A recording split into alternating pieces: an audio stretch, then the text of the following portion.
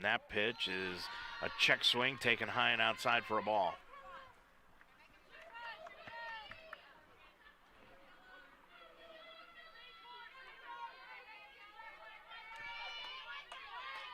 One and one the count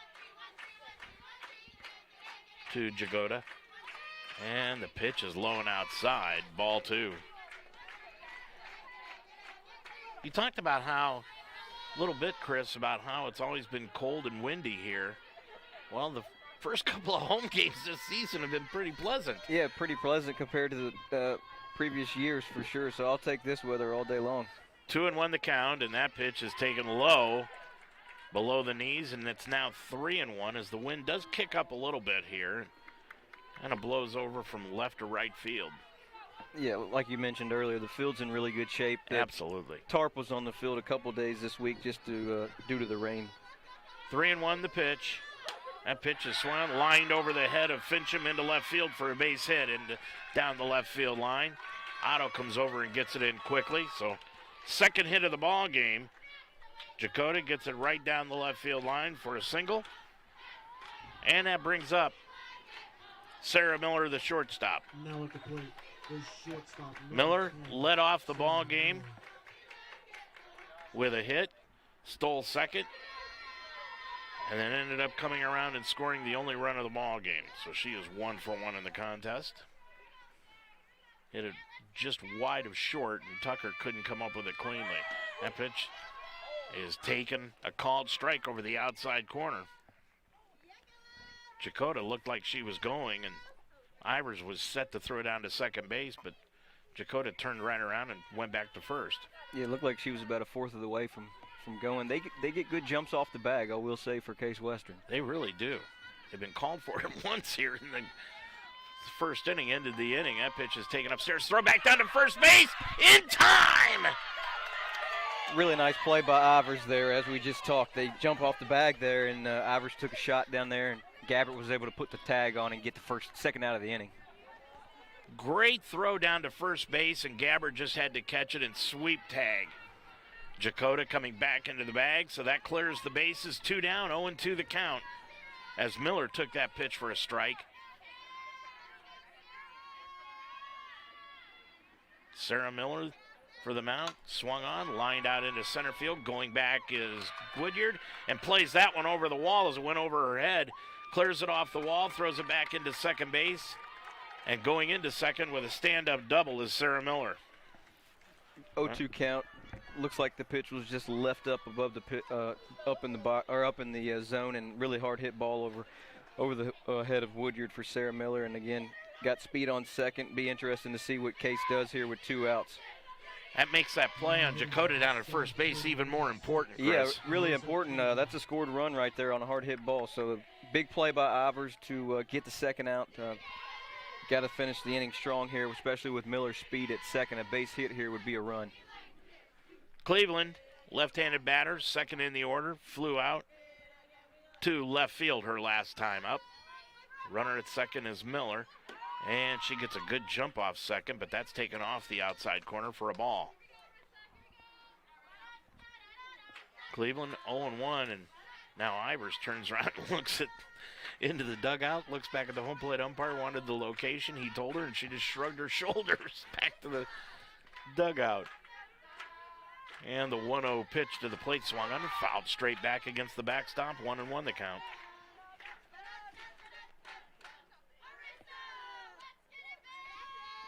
Case Western's dugout is definitely in tune with this game. Chants, claps, a lot of noise coming out of the dugouts on both ends here early.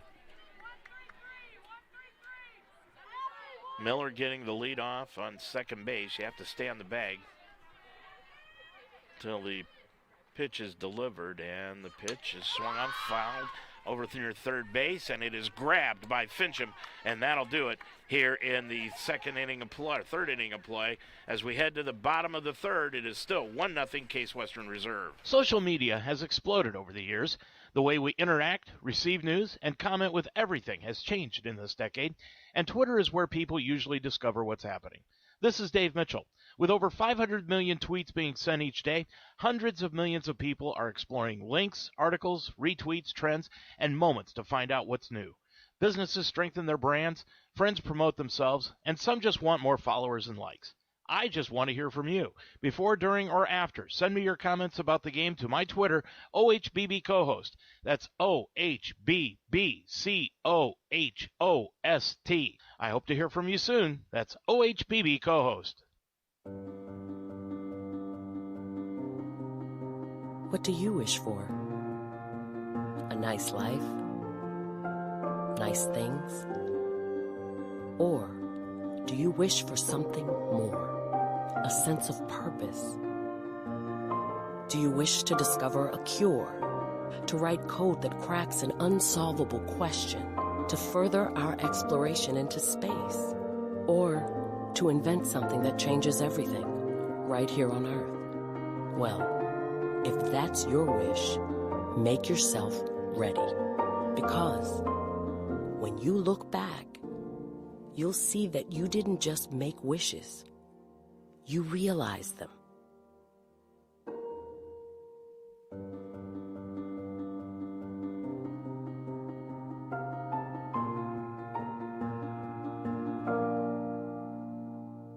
Pinch run. Leading off for the Lions. 1-0 Case leading it here as we head to the bottom of the third inning of play. And the bottom three in the batting order will be coming up for the Lions: Sarah Cardos, Fincham, and Mejia Hodge. Branham into her third inning of work. Throws that pitch over the outside corner for a called strike.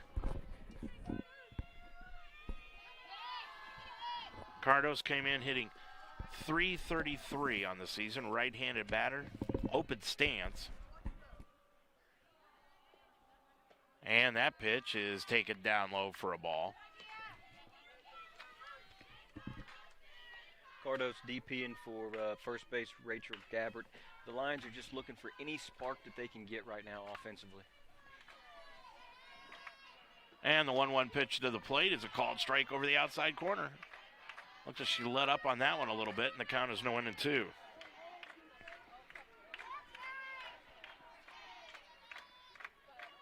Told you Fincham is on deck. And Branham's 1-2 pitch to the plate. That hit her on the left thigh. So the pitch hit by batter will send Cardos down to first base. Yeah, just came in too much there and caught Cardos on the leg. And Now hitting looks like left we're going third to baseman number 9, have a Fincham. runner here for Cardos. See who the mountain brings out.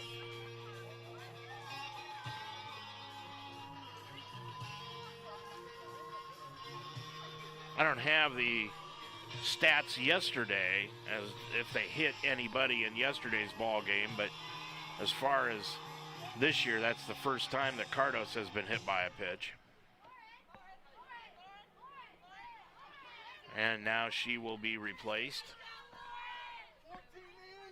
by number 14, Lauren Taylor. Taylor out of Mercy High School, sophomore. She comes in.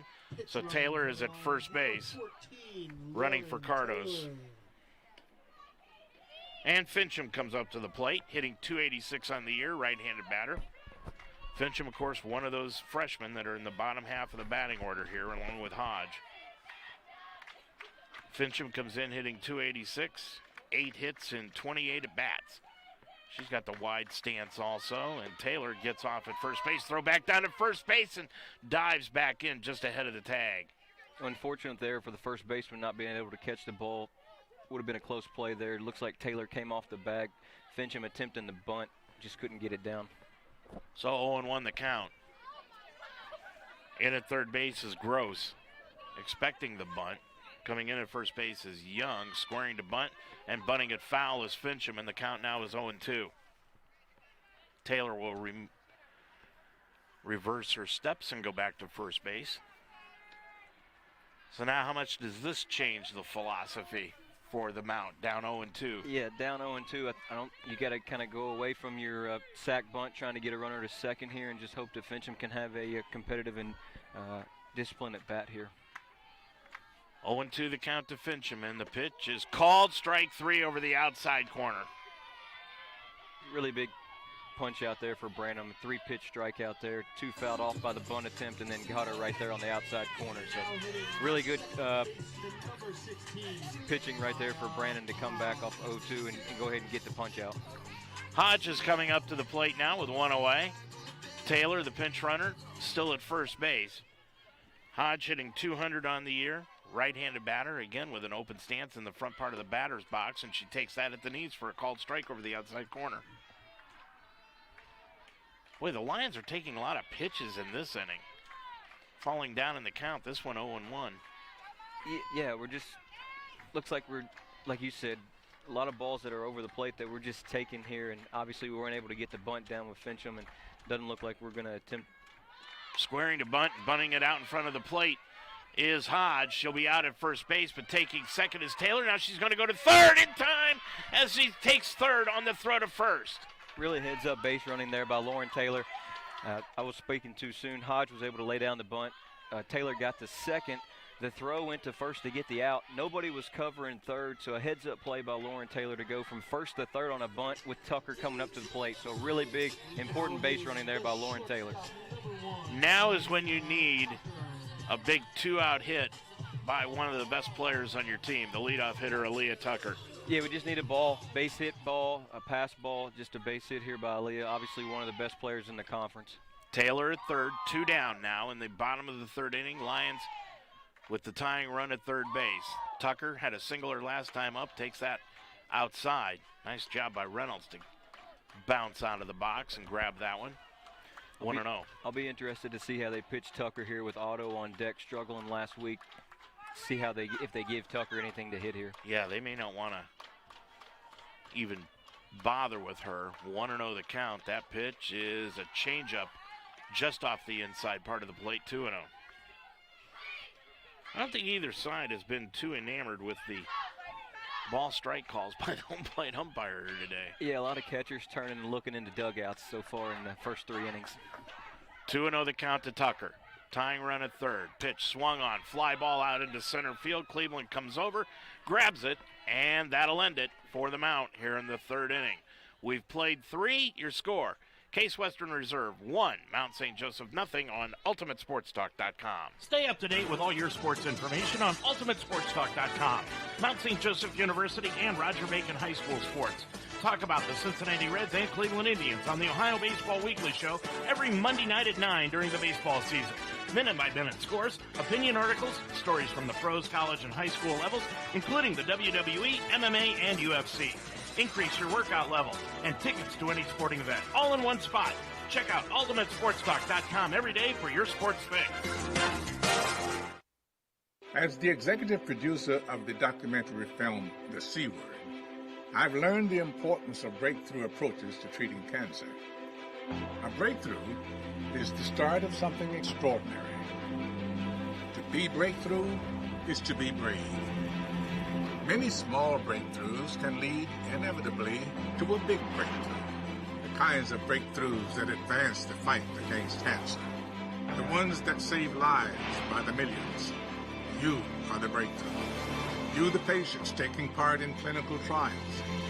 You, the scientists doing next-level research to beat cancer. You, the doctors and nurses who tirelessly care for everyone along the way. Defeating cancer takes breakthroughs. Let's be the breakthrough. Talk to your doctor about screenings, clinical trials, and especially prevention. Stand up to cancer. 1-0. Case on top of it as we head into the fourth inning of play. Dave Mitchell along with Chris Morris here on Ultimate Sports Talk. Good to have you along this afternoon on a nice Sunday afternoon. This is just game 1 of this doubleheader. We will not be broadcasting game 2, so come on out and catch the action. That'll begin about 3. Leading it off is Liv Thomas, and she takes that one just inside for a ball. 1-0 the count. Thomas reached on an error, stole second, and then the pinch runner, Tucci, was called out at second base when she led off with the ball in the pitching circle. And the 1-0 pitch, that's low and outside for a ball. 2-0 the count. Thomas, Reynolds, and Gross. 3, 4, 5 hitters.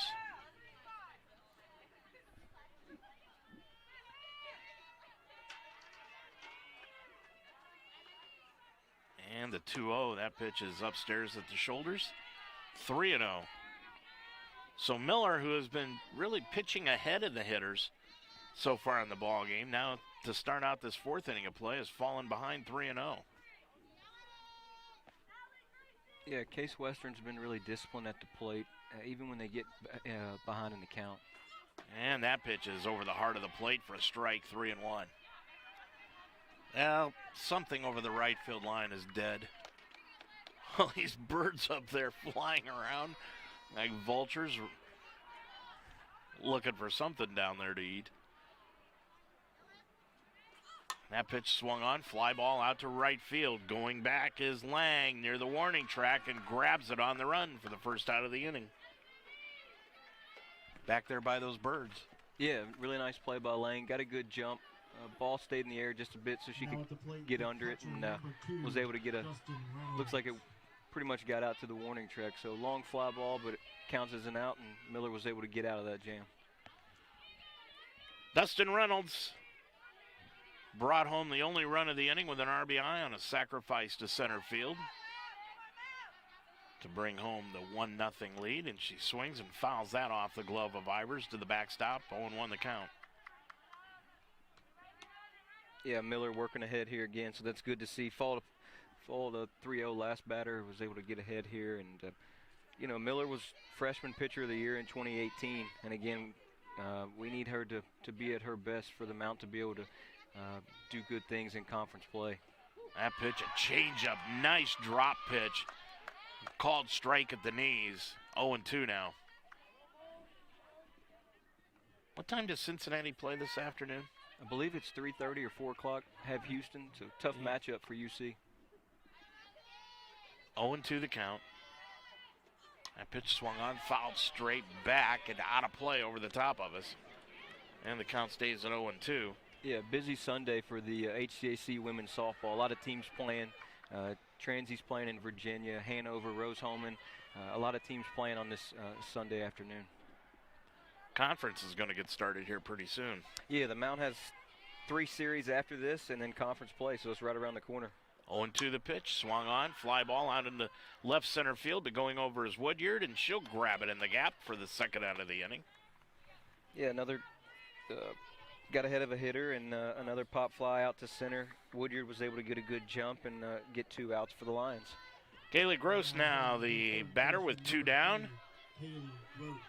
She fouled out to shortstop to lead off the second inning of play. The third baseman coming in, Gabbard close at first base. A couple steps in front of the bag is Fincham at third, and that pitch swung on and lined out into right field, and that thing is gone. Boy, that jumped out of here quickly, and Gross has given Case Western Reserve a 2-0 lead. Yeah, jumped off the bat, line drive, home run over right field line, and like you said, 2-0 Case Western. Gross just jumped on that pitch on the inside, and that thing left here in a hurry over the right field fence. For Gross, that is her second home run of the year, 5th RBI on the season. And it's now 2-0 Case Western Reserve. And that will bring to the plate Amanda Riley. Riley struck out looking her last time up, so she's 0 for 1 at the plate. Now hitting the left fielder, number 12, Amanda That's an Riley. important run for Case Western, going up 2-0. The Mount struggling to get some hits going together, so that's a very important 2-0 lead there for Case Western. Well, this last inning has really been, could be a game-changing inning. That pitch is inside and low for a ball. I mean, you look at the bottom half of the third inning, Chris, and the Lions had the tying run at third with their best hitter up to the plate, couldn't come through, and now Case gets an insurance run. Yeah, Aaliyah was able to put a ball in play, just hit it right at the center fielder, and then like you said, with the home run with Case Western, to be able to give them a 2-0 lead is really big for the way that Brennan's been pitching so far. Called strike over the outside part of the plate. 1-1 the count. 2 down here in the 4th inning of play, but Case has broken through for another run. They lead it 2-0. And the 1-1 pitch to the plate, swung on, fly ball, center field. Woodyard on her horse. She's going to play that off the fence. Woodyard will come back in, pick it up, and get it into second base. And going into second with a double is Amanda Riley. Yeah, hard hit ball to the deepest part of the ballpark. Off the bat, I thought it was gone, unfortunately. And for the good thing with for the Lions, it bounced off the wall into a double. But need Sarah to just kind of buckle down here. We've got 2 outs, runner on second, so we need to get the batter and just kind of get back into the groove here, so we don't have a blow-up inning here for Miller. Boy, the second time through the batting order for Case, though, they seem to have picked up the timing of Miller. Yeah, some couple hard hit balls for sure. Young grounded to short to end the second inning of play, 0 for 1, and that pitch is taken over the outside corner for a called strike, 0-1 the count. Riley at second base after the double to center field with 2 down. It's 2-0 Case. Miller rocks into the motion, and the 0-1 pitch to the plate, swung on, fly ball left field. Coming in Otto a couple of steps and grabs it for the 3rd out of the inning. So Miller battles out of it, but she gives up 1 run on 2 hits. No errors. Case leaves 1 man on base, and as we head to the bottom of the 4th inning, it's now Case Western Reserve, the Spartans 2, and the Lions nothing on UltimateSportsTalk.com. Ever think of light bulbs as being cool? They are if you choose energy-efficient bulbs and fixtures that have earned the government's Energy Star label. They're so hot, they're cool. Because they burn cool and last up to 10 times longer, you save money and oodles of energy. Change a light, help the environment, save some green. The solution is as close as your nearest lamp socket. Brighten your environmental future. From the U.S. Environmental Protection Agency. Welcome to today's game. This is Paul Keels, and you know how much I love broadcasting the Buckeyes, but I also love high school sports. On behalf of the OHSAA, let's all do our part to set a good example and make this a fun and safe experience for the kids involved. I know this game means so much to the players, coaches, and fans, but high school sports are about much more than the wins and losses. They teach life lessons that will be with the players long after their playing days are over. Good luck to both teams, and remember to respect the game. 2-0, Case Western Reserve leads it as we head to the bottom of the 4th inning, and the Lions had a scoring opportunity in the last inning, could not come through, so they'll have the 2, 3, and 4 hitters coming up here in the 4th, Otto, Ivers, and Miller. Yeah, the heart of the lineup for the Lions, so hopefully we can get something going, get some base runners. Only 1 hit on the day by Tucker, so definitely need to get it going offensively. Miller's pitched pretty solid up to this point. Obviously the 2-0 lead seems a lot bigger when the offense isn't doing much for you today. Miller, not a big strikeout artist on the mound, or Branham, excuse me, not a big strikeout artist. No, the mound's been putting the ball in play. Defense has just been making plays for her behind her. Otto grounded to short her last time up, right-handed hitter. She'll step into the batter's box to lead it off here in the bottom of the 4th inning, and the pitch, check swing, taken for a strike.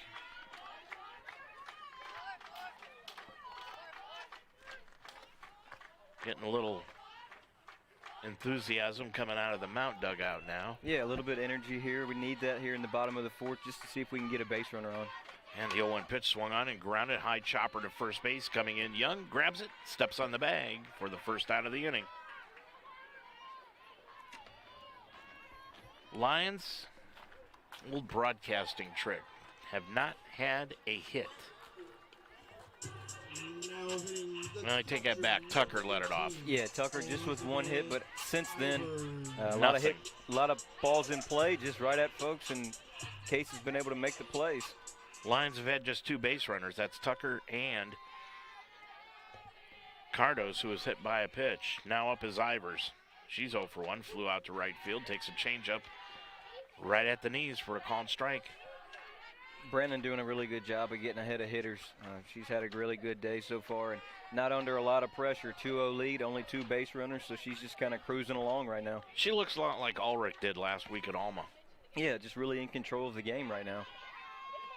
And the pitch is down low to Ivers, 1-1 the count. 2-0 Case on top of it. Scored a run in the 1st and then a home run in the last inning to make it 2-zip by Gross. And Gross at third playing step behind the bag. And the 1-1 low and inside. Ivers taking that one. 2 balls and a strike. Ivers is pretty good, pretty disciplined at the plate. Leads the team in walks with 6 walks on the year. But we would much rather her put the ball in play. She's got some power for the Lions, so definitely like her discipline, but would like to see her put some balls in play. That's a called strike over the inside corner at the knees, and the count now 2-2. Sarah Miller's on deck.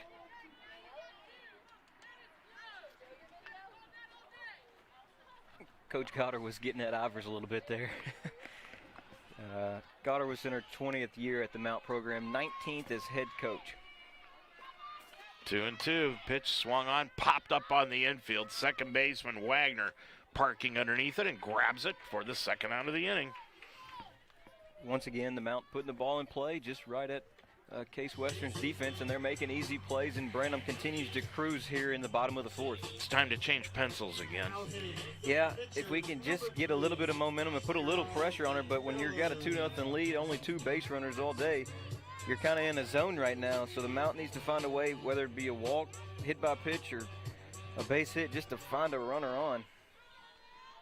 2-0 Case on top of it. There's 2 down here in the bottom of the 4th inning. Sarah Miller 0 for 1, swings and lines that right back at the pitcher, and she grabbed it, saving her nose. Miller then looks at the pitcher Branham and says, "Are you okay?" And Branham says, "Yep, I'm glad." That was something where it's just instinct. You threw the glove up and it found the glove. In the bottom half of the 4th. What a play by Brannon right there. Hard hit ball. That really was. That was the hardest hit ball of the afternoon, and Branham ended the inning. It's 2-0 Case Western Reserve. I'm Dave Mitchell with Chris Morris on UltimateSportsTalk.com. Now on the Mount St. Joseph campus, it's the Roar Store.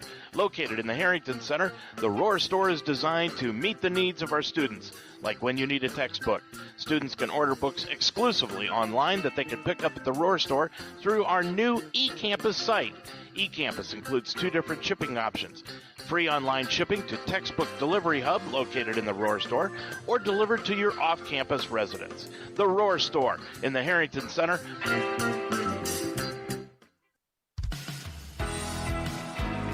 The School of Health Sciences at Mount St. Joseph University is a proven leader in healthcare education. The Mount offers bachelor's, master's, and doctoral degrees in nursing, including a blended online RN to BSN program and the innovative MSN Magellan program. For nearly 100 years, Mount St. Joseph University has produced outstanding healthcare professionals. Learn more at msj.edu/health sciences.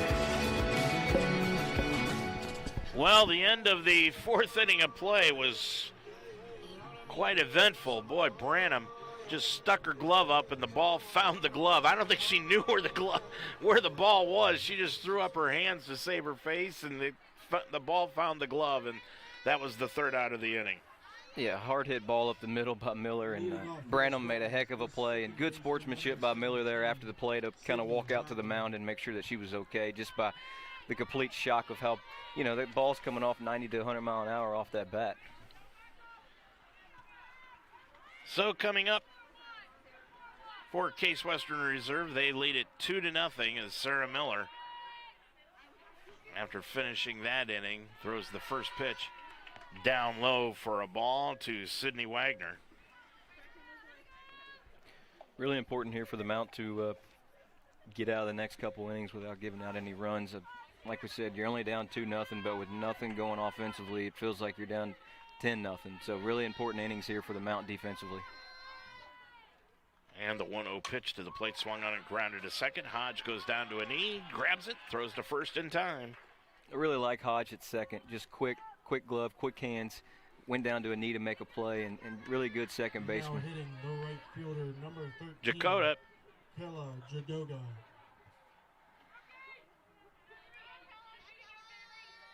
Is the right fielder. She had a base hit her last time up out to left field, and then was picked off first base by Ivers. So she is 1 for 1 on the afternoon. 1 down, top of the order, and Sarah Miller is on deck. 2-0 Case, and the pitch is taken inside for a ball.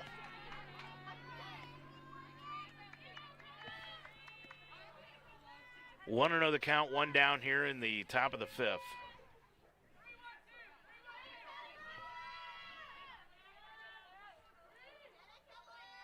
The wind by Miller and the 1-0 pitch to the plate is outside for a ball, 2-0. We touched a little bit of base conference play right around the corner. So the Mount have Denison, DePaul, and Wittenberg left out of the out-of-conference schedule, and then they jump right into conference play and open up with number 11 Transylvania, who beat number 4 Christopher Newport yesterday afternoon. 2-0 swung on and lined down the left field line over the head of Fincham in for a fair ball. Coming over is Otto and going right back to first base as Otto made a nice play to get over there, get it in a hurry, and holding Jakota to a single. Yeah, Jakota, really good speed. Came off first like she was rounding first hard to get to second. So really good play by Otto to keep it in front of her and get the ball back in quick to hold that to a single with one out. Sarah Miller, the leadoff hitter, coming up to the plate. She is 2 for 2 on the afternoon, an infield single and a double with a run scored. And Jakota at first base got picked off her last time up. And that pitch is over the outside corner for a called strike. 0-1 the count. This Case Western team has a lot of speed. A lot of speed in the top of the lineup. A lot of speed, yeah, and they are very good on the bases as far as they are intelligent on knowing when to go and when not to. And the 0-1 pitch, there goes Jakota, swung on and grounded it short. Tucker will have no play at second, throws across in time. Yeah, looks like Jakota was going on the pitch anyway, so just no play there for Tucker at second. Made a clean play at short and was able to get Miller out at first. So Jakota gets second base on the fielder's choice, 2 away. She's at second, and it brings up the center fielder, Arissa Cleveland. Cleveland, 0 for 2 in the ball game. She's popped out to the left side of the field twice. Miller gets the sign from in the dugout. Jakota at second, and Miller the wind and the pitch to the plate. That is taken over the inside corner for a called strike. Chris, Yeah. what's the rule on the runner getting a leadoff? Yeah, so on softball is a little different than baseball. So on the getting the leadoff, the fast pitch rule, the runner has to wait until the ball leaves the pitcher's hand in order to jump off the bag. But Case Western, as we've talked today, really comes off that bag hard once it leaves the pitcher's hand.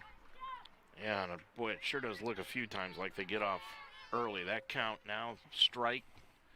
Count goes to 0-2. 2 down. Miller with the runner at second, Jakota. Well, we've got a good view of it, too. And, boy, she looks like she gets off early. And the 0-2 swung on and lined into left field to Otto for a base hit.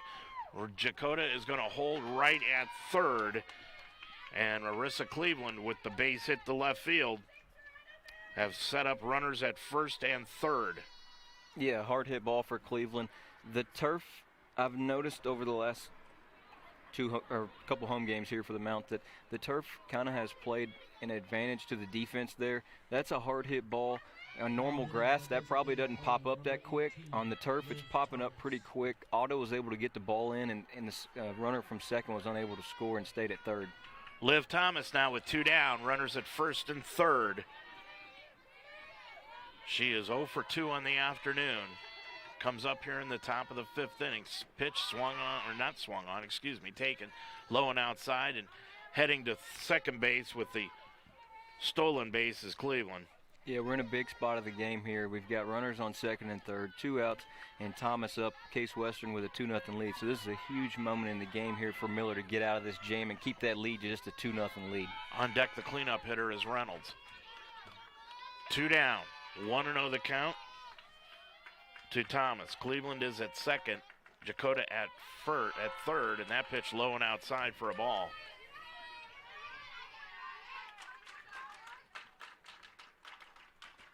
Two and 0 the count.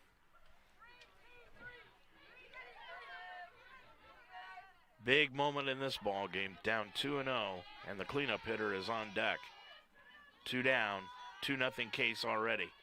That pitch swung on, popped up, out into short center field. Coming in is Woodyard, and she's got it in short center field. So Miller pitches out of it here in the inning, but in the inning, she gives up a couple of base hits, leaves 2 runners on. Nobody comes across, though, and your score heading into the bottom of the 5th, it's still Case 2, Mount nothing on UltimateSportsTalk.com. Life should be enjoyed, so get up and start.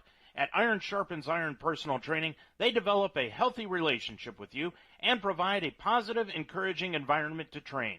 The staff at Iron Sharpens Iron will set up a personal training system that fits you and you alone, and your first session is free. Are you ready to have fun and get in shape? Iron Sharpens Iron serves the greater Cincinnati area.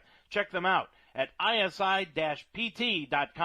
That's isi-pt.com. Or call them today at 513-748-1538. At Mount St. Joseph University, we're on a mission to make sure every single student succeeds in their career. With 1 teacher for every 11 students, our world-class professors and career counselors will ensure that you not only graduate, but get placed in the career you dreamed of. In fact, 98% of our undergraduates and 100% of our graduate students are working in their field within 6 months of graduation. Discover your potential. Discover the Mount at msj.edu/admissions. Dave Mitchell, Chris Morris back here at Kinder Morgan Field. Chris, Sarah Miller has had to really pitch a lot of throws here in the last 3 innings. She's left 4 runners on base, but given up just that 1 home run. Yeah, was able to get out of the jam there, 2nd and 3rd, 2 outs, and was able to get the pop up to center. That was a big moment in the game. If a base hit likely scores 2 there, so was able to keep that lead to a 2-0 lead. We got Lane coming up. Hopefully we can find some base runners here in the Mount and put some pressure on Brennan. Again, she's just cruising. I've said it several times so far, but she is just in cruise mode right now with a 2-0 lead and no threats so far. As the plane goes overhead. 2-0 the score. And the pitch to the plate, swung out and battered in front of the plate. Coming down, Lang pulled the runner off pulled the first baseman off the bag, but they say she came back down on top of the bag in time to get Lang. Good play by Gross coming in and throwing her out at first. I'm not sure about that one, Dave. It looked like the throw was high. The first baseman's foot come off the bag and Lang was safe, but unfortunately for the Mount, looks like they're going to go with the out call. But again, we ran into a couple of those last week, and bang-bang plays just didn't go to the Mount's way. And Beth out arguing the play again. She came out and argued a play in the first inning. So now the first base umpire has said, we're going to check with the home plate umpire and make sure that she was up in the air or if she did come down on the bag in time. So the umpires will converse about the play as Lang is still at first base. Still standing there, and they're going to confer and say, yep, she was out. Unfortunate break right there for the Mount. Like I said, from our eyes, it looked like she was safe. That's an important call right there. You get no outs. Lang's on with speed with Gracie Woodyard and Fincham up, so that's a big call right there. Lions need to get something going here. 1 away in the bottom of the 5th inning. Woodyard with 1 down. 0 for 1, struck out her last time up and takes that pitch outside for a ball. You look down the third base line and Goddard was just still hot from that call. Hands on hips. You can tell she's fuming from that call by the umpire. 1-0 the count to Woodyard. On deck, Cardos. That pitch swung on and fouled back over the first base dugout, out of play. And the count evens up, 1 ball, 1 strike. A little bit of energy coming from the Mount dugout. We need that here late in the game. Not much going offensively, so good to see the energy levels still high. Just if we could get some base runners and get Brandon some pressure on the mound right there, it would be really big. 1-1 the count with 1 down, and the pitch swung on, fly ball out to center field. Going back Cleveland, it's over her head and up against the fence. She'll grab it, throw it back into second, but going into second with a stand-up double is Gracie Woodyard. Yeah, really good hard hit ball, jumped off the bat. Difficult play there for center field, just went over her head off the wall, and Gracie's in the second with 1 out. with Cardos and Fincham coming up. So we finally got something going here for the Mountains. See if they can make something of it. First double of the year for Woodyard. And she's out at second base with a big smile on her face. And now it looks like we're going to have a pinch runner coming in for her. 2-0 Case on top of it. Wind picking up now, blowing out towards right field.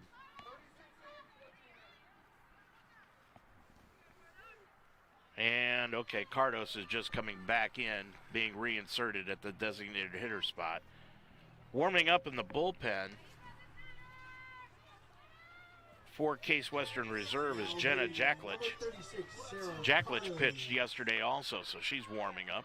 And that pitch is taken inside for a ball. Cardos was hit by a pitcher last time up, and then was pinch run for Taylor. So Cardos stepping into the batter's box with the runner at second base, and that pitch is low for a ball, 2-0 the count. Yeah, really good at bat so far for Cardos. She was inserted into the lineup as a designated DP for Gabbert, just to try to find some pop into the lineup, and had some really good at bats so far for the Mountain this game. Fincham is on deck. And the 2-0 pitch to the plate to Cardos is low and outside, ball 3. Yeah, we were talking about putting a little pressure on Brennan, and we've got a runner at second here. She's fallen to a 3-0 count, so if we can battle here and get 2 runners on, we've got something going here in the bottom of the 5th. Well, remember, Branham pitched 6 innings yesterday in that doubleheader. 4 and 1, 2 in the second game. And that pitch high and outside for a ball 4. So the Mount now has runners at first and second, 1 down. That's the first walk of the ball game given up by Branham. Yeah, that's a 4-pitch walk. And then looks like Coach Gotterwitz is coming out. We're going to have a runner for Cardos, and with freshman Maya Hodge up with 2 on and 1 out, and the Mount done 2-0 to Case Western. Actually, Fincham is the next batter. Or Fincham, where did? Yeah, she went into the dugout. Looks like we're going to have a pinch hitter for Fincham then. Well, let's see. Yeah, it is. We're going to have a pinch hitter for Fincham, and that is going to be Olivia Berger. Berger from Cleves, right around the corner from here. And Berger now stepping into the batter's box. She's just had 2 at-bats this year so far and does not have a hit. Looks like Cardos is going to stay in to run at first, and Liv Berger, one of the 6 seniors here for the Mount. So big moment here in the game. Runners on first and second, 1 out. Hopefully Berger can deliver. So Berger lines that into center field for a base hit. Rounding third and coming home to score is Woodyard, and holding at second base on the play is Cardos, and a big pinch hit, base hit to center field by Berger has drawn the Lions to within 1 at 2-1. What about that, Dave? Comes in as a senior in a big moment. We haven't had much offense all day. She comes in and drives the ball into right center and drives in a run. Coach Morris down there at first was ecstatic with Berger. Berger comes off the field for a pinch runner with a big smile on her face and a big lift for the Mount here offensively. Who is that at first base that's going to pinch run? Can't see a number yet. Hodge is going to come up to the plate, though. Tying runners at second. Go-ahead runners at first base now. That is number 9. Fincham is going to be reinserted at first base. So Fincham is at first base, and Cardos is at second.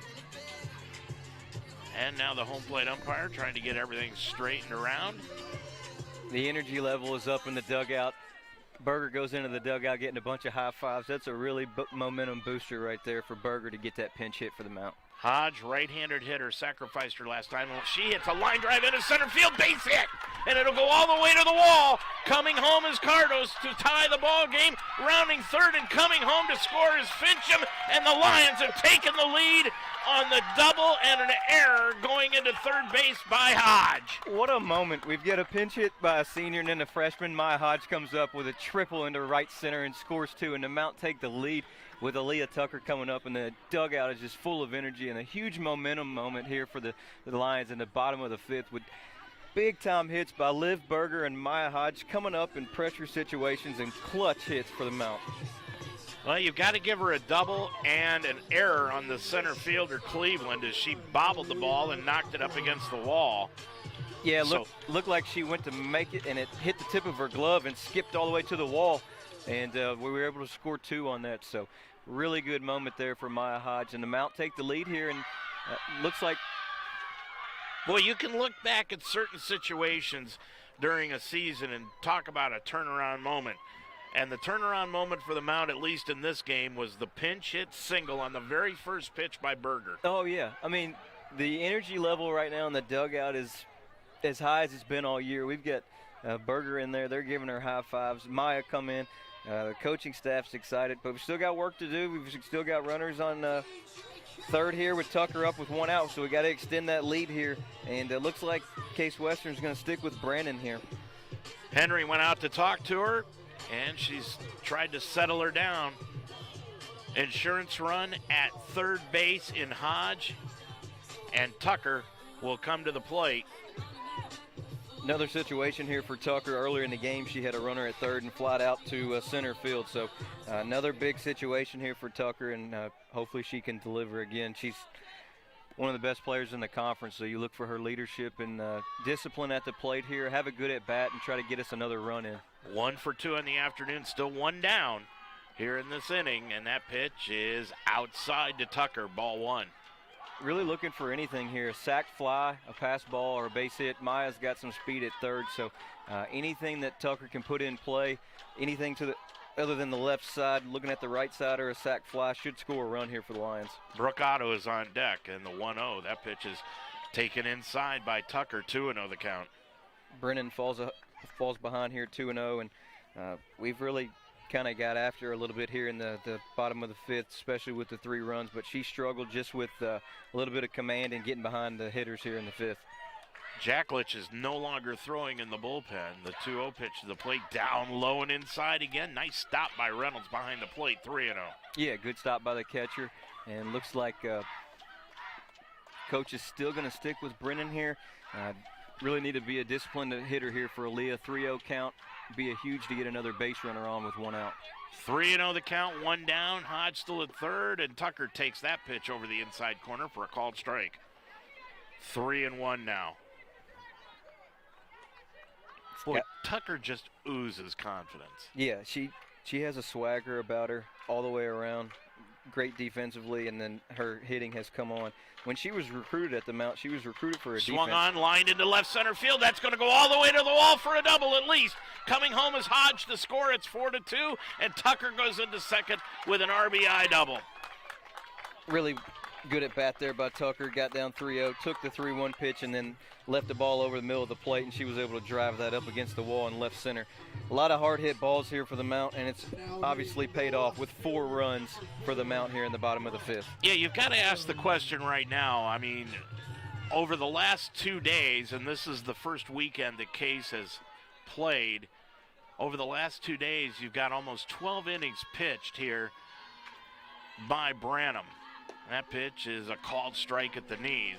Holding at second base is Tucker. You got to wonder if maybe she's tuckering out. Yeah, it was interesting that they left her in. I guess it's kind of a moment where you just want her to kind of be mentally tough and try to fight through it. Like you said, though, it's early in the year, so maybe they have some game plan for game 2 that they didn't want to switch up the pitching rotation and just trying to get Branham out of it.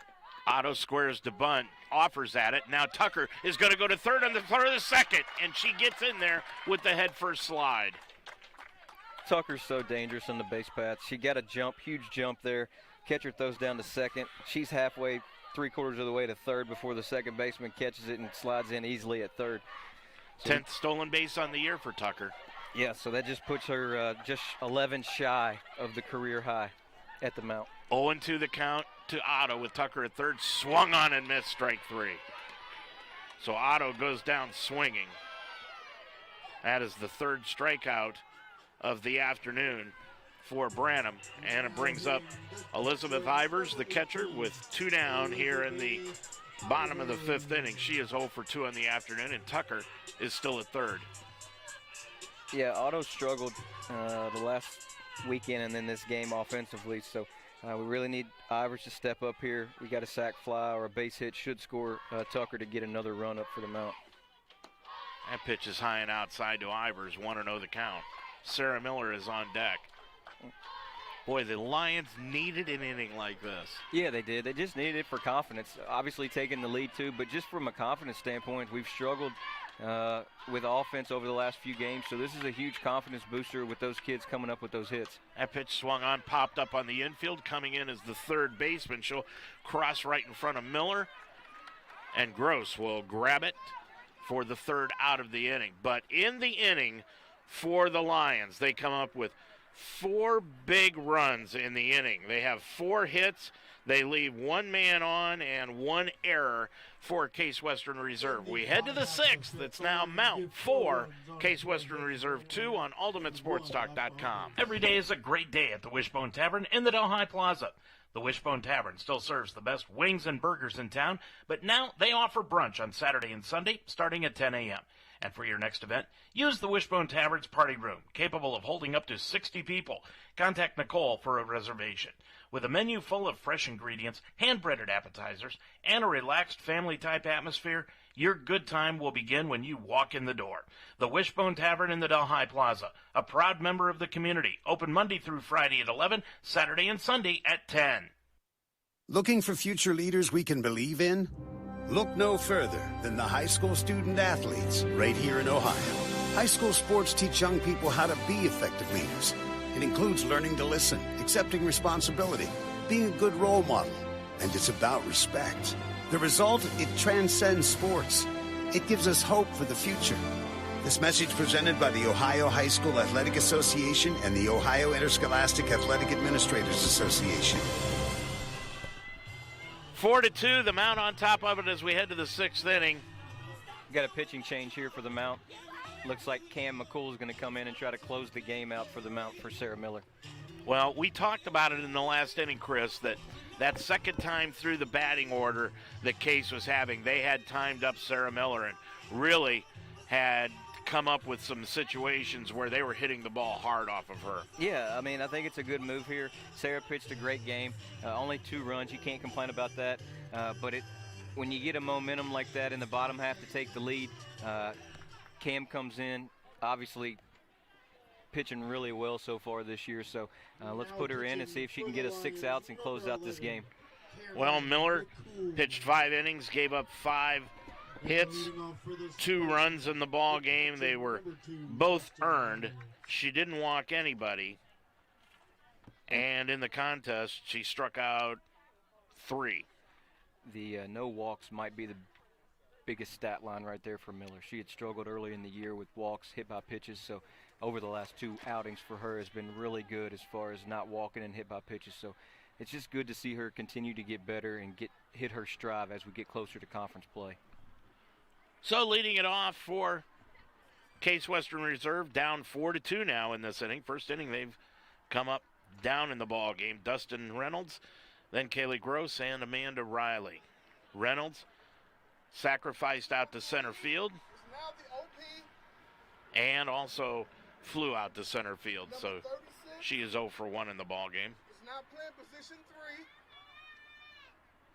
3. And we've already called out number 11 is not pitching. Cam McCool, we've already told you, is the pitcher. Coming in, Fincham has gone back to third base, excuse me, and Gabbard is back at first base. Nope, check it, that is Cardos. Cardos has gone in at first base. So Gabbard is out of the ball game as of right now. 4-2, Cam McCool looks to wrap this thing up. And she puts that pitch over the outside corner to Reynolds for an inning opening strike. Yeah, Cam's coming in, 48 strikeouts in 33 innings for the Mount, ERA of .63. So a really good moment here for Cam to come in and try to close out a ball game. And she throws that inside, and backing away from the plate is Reynolds, 1-1 the count. We touched base on it a little bit last weekend. Cam came in the first weekend in Alabama in a couple of game situations to be able to close it out, and was unfortunate. We got walked off 3 of the first 4 games. So swung on, Reynolds pops it out to second base, a little humping line drive that coming over to her right is Hodge to grab it for the first out of the inning. And that brings up Gross. Gross today has fouled out to short, just behind third base, and hit a home run on a smash to right field. Yeah, that home run flew out of here real quick. Line drive over right field.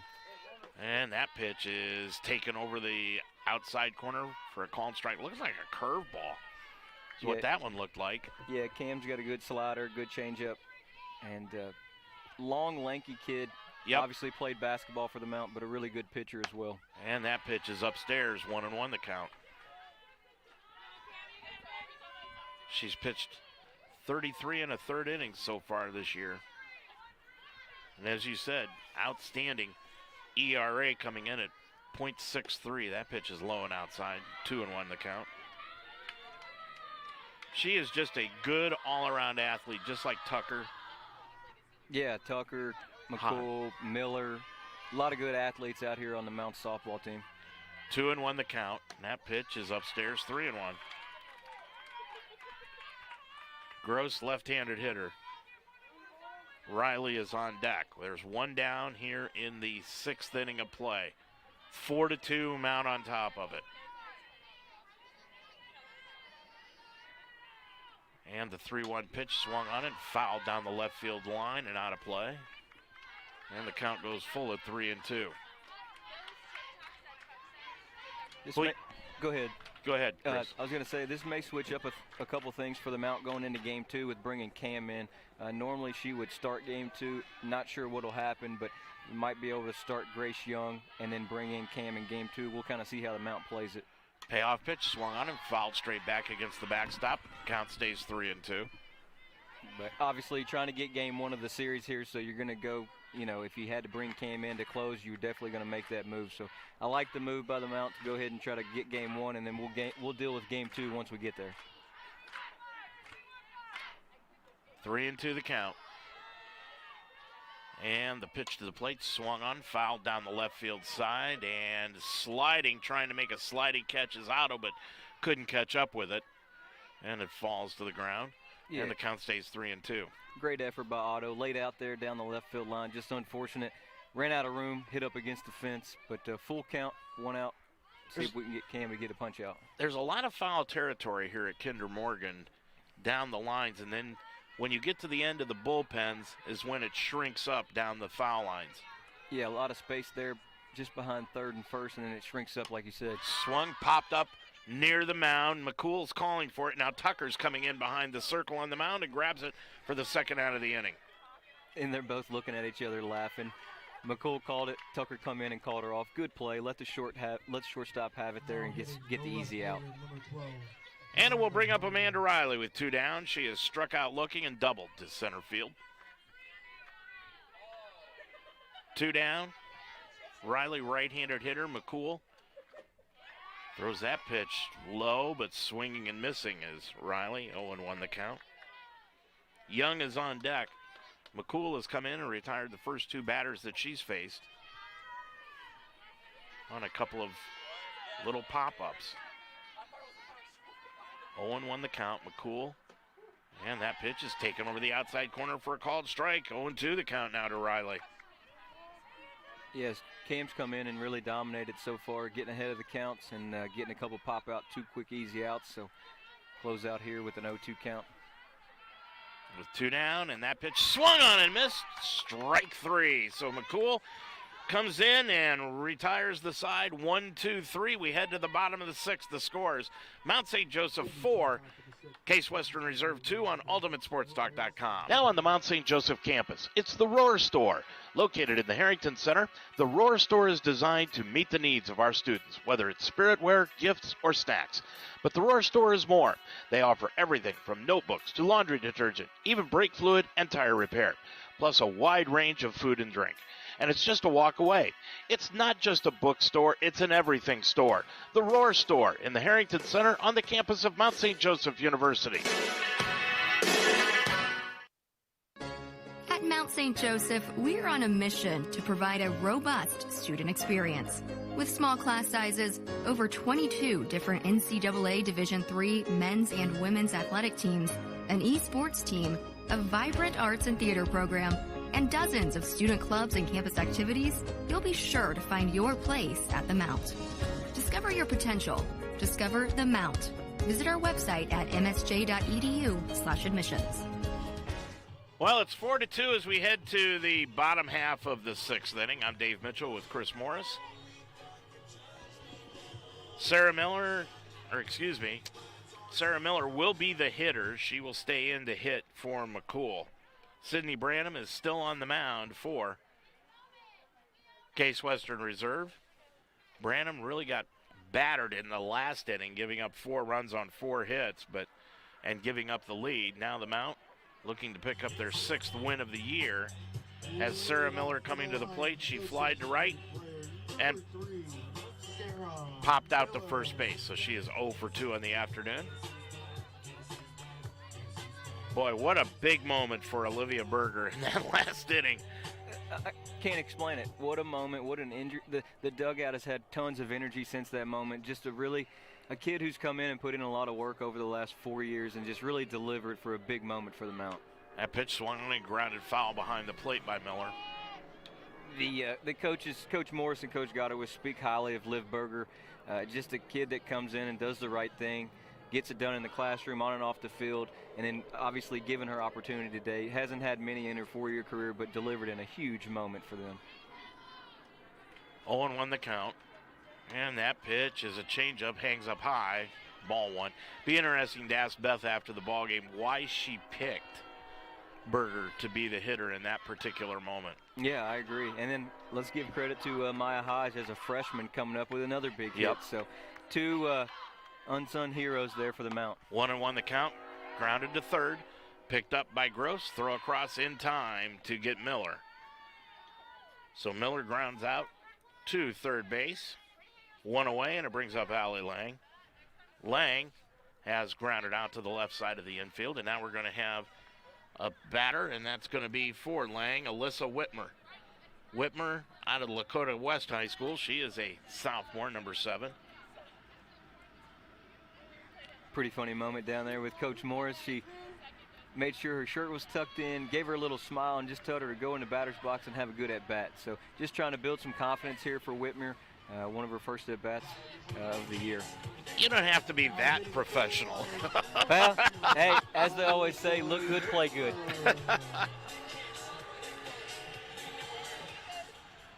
4-2, Mount with the lead, 1 down, and Whitmer to the plate. And Whitmer squares the bunt, but takes that one upstairs for a ball. Whitmer on the year in 7 games. She has not had any at-bats, but scored 4 runs. Obviously in pinch running situations. Yeah, been really good on the pinch running for the Mount. Her and Lauren Taylor have come up really big in the pinch running situation. At the knees for a called strike, 1-1. She's a left-handed batter. They don't have the heights and weights on the roster, but I would say she's probably about 5'5", maybe 110, maybe. And that pitch is taken down low for a ball. 1-1 the count. Tell me if I'm wrong, but she's got to be about the smallest player on the team. Yeah, I would say she's the smallest player on the team, but like we said, she's obviously got some speed and has been a huge contributor to this year's team. 2-1, swung on and line foul down into the third base coach's box. And the count evens up at 2-2. Good at-bat so far for the first at-bat. First time seeing live pitching all year, getting into a 2-2 count, fouled off a couple pitches, being patient. 2 balls, 2 strikes to Whitmer, and the pitch is outside, ball 3. Good eye right there, just missed there for Brandon on the outside corner. Trains going by us here off River Road, planes from the Northern Kentucky Airport going off. This is the travel center of the world. And the payoff pitch to the plate swung on and fouled back over the third base dugout. Mount's dugout out of play. Got the professionals on the planes and the hobos on the trains. Get a lot going on. Absolutely. A lot going on.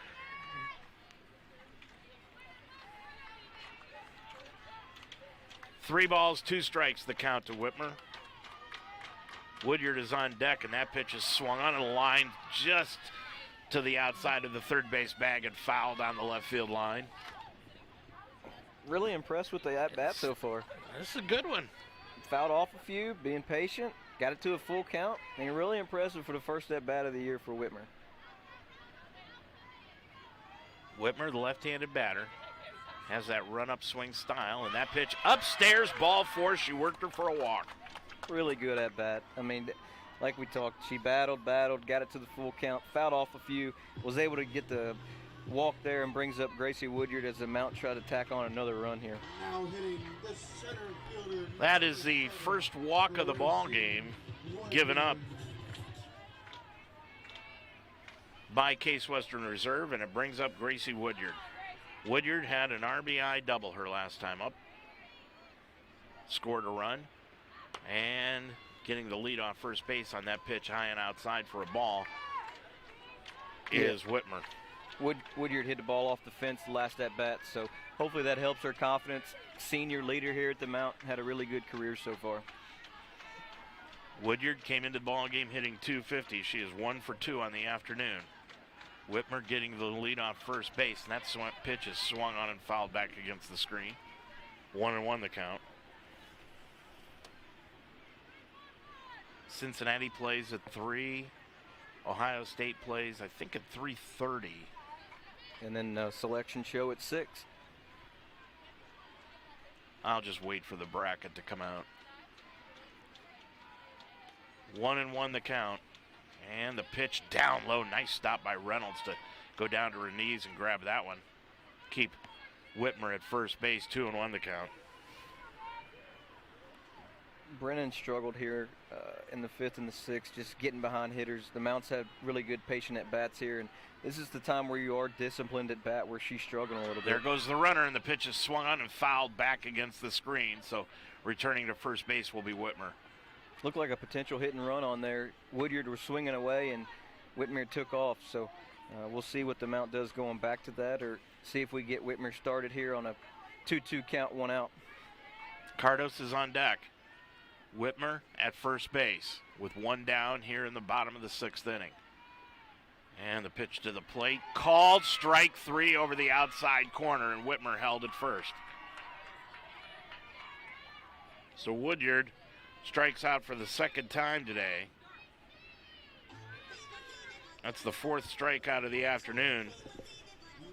Yeah, Coach Goddard was not happy with that call. Looked a little low and outside. But unfortunately, Woodyard was called out on strikes for the 2nd out. So 2 away now, and Cardos comes up. Whitmer still at first, and Cardos takes that pitch for a called strike.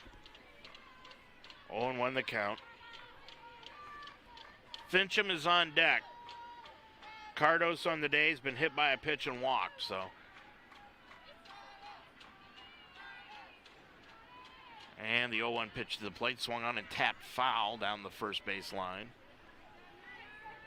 Coming over and grabbing it is Young.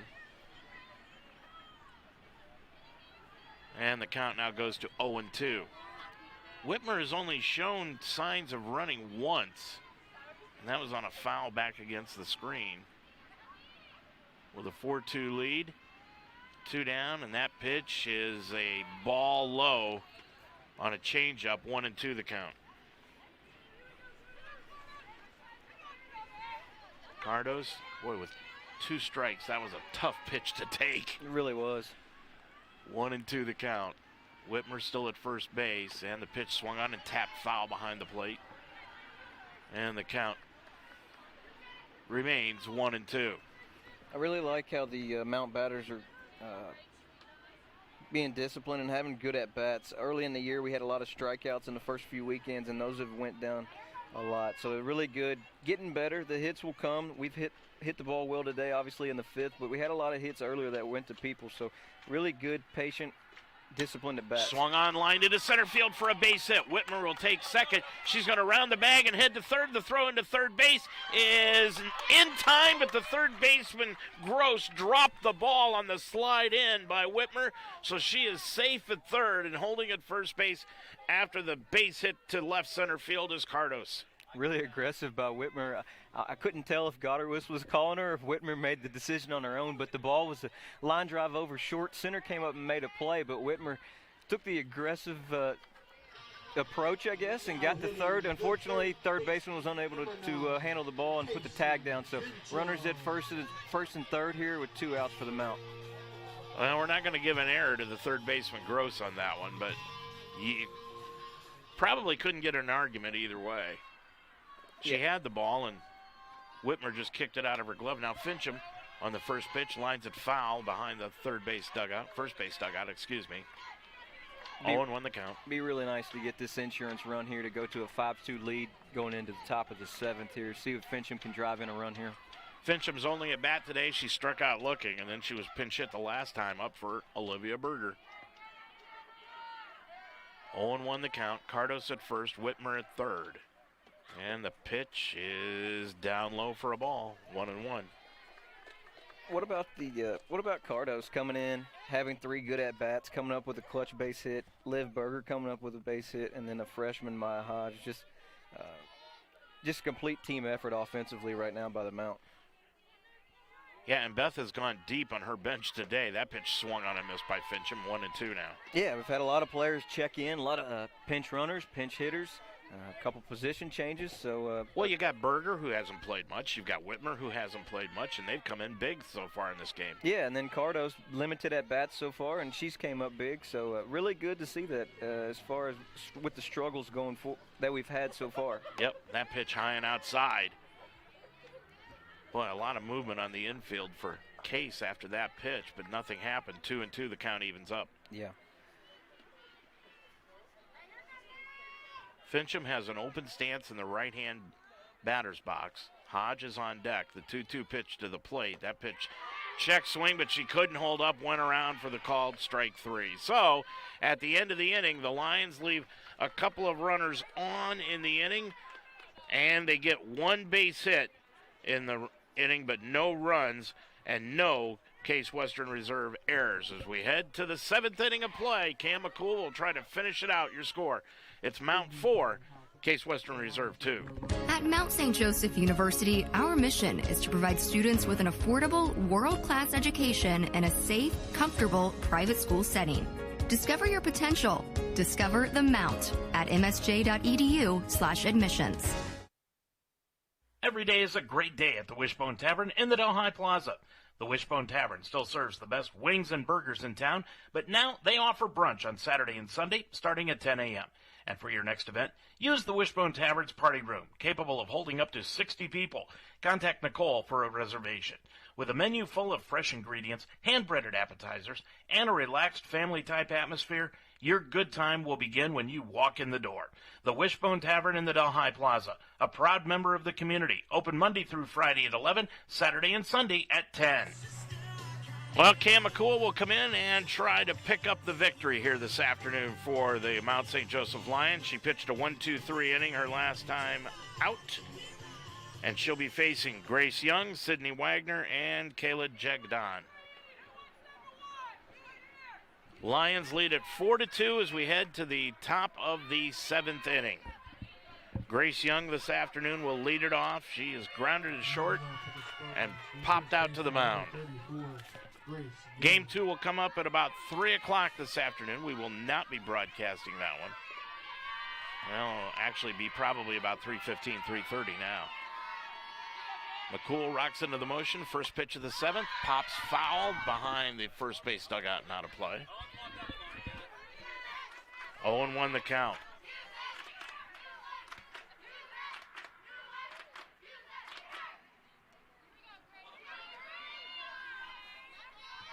Case led at 2-0. Lions picked up 4 in the bottom of the 5th, and we're in the top of the 7th. Swung on and missed. Young down in the count now, 0-2. If the Lions can hold on and win this game, it'll be a big win for them. Case Western is part of the Central Regional with the Mount, so that'll be a big regional win if we could get the win here today. 0-2 pitch, swung on and fouled straight back and out of play. Well, Chris, pitching. That's what you got to have. And today it looked right off the bat that Branham was the one that was the pitcher like Ulrich was last Sunday, but turned out that the Mount, Miller struggled through, and now McCool's trying to round this thing into a victory. Yeah, Sarah really grinded her. Pitch is upstairs, 1-2 now. I thought Sarah Miller did a good job as far as just staying in the moment, staying in the grind, mental toughness. Obviously gave up the run there in the first. Again in the fourth, you get down 2-0. Not much offense, but just stay to the course. And then next thing you know, the offense picks up in the bottom of the fifth for the Mount. That pitch upstairs for a ball, 2-2. Now the count evens up. 4-2. Mount leads it, trying to move their record to 6-5 on the season. And the 2-2 pitch to the plate, swung on and missed, strike three. One away, second strike out of the ball game for McCool. That puts McCool at 50 strikeouts for the year. And she doesn't look like she's throwing that hard, Chris. No, her ball moves a lot. A lot of ball movement. She's got some velocity, but her ball moves a lot. And she's got a different approach as far as her windup as well. Wagner takes that first pitch upstairs for a ball. She's 0 for 2 in the ball game. Popped out to the mound and grounded to second.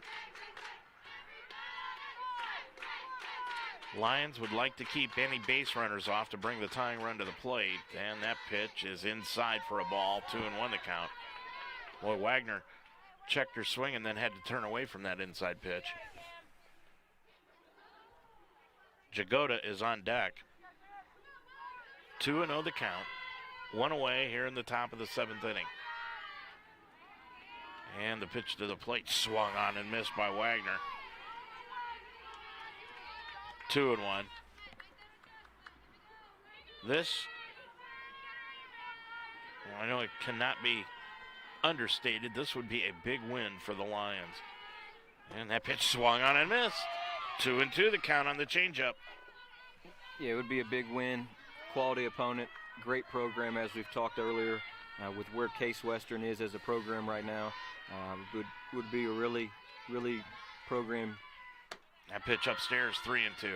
Would be a really good momentum win for the Mount going forward. Boy, this is a key batter for McCool because you look up next is Jacoda. She's 2 for 2 in the ball game, and then you've got the top of the order in Miller, who's 2 for 3. Yeah, really big pitch coming here on the full count. And the payoff swung on and fouled straight back and out of play.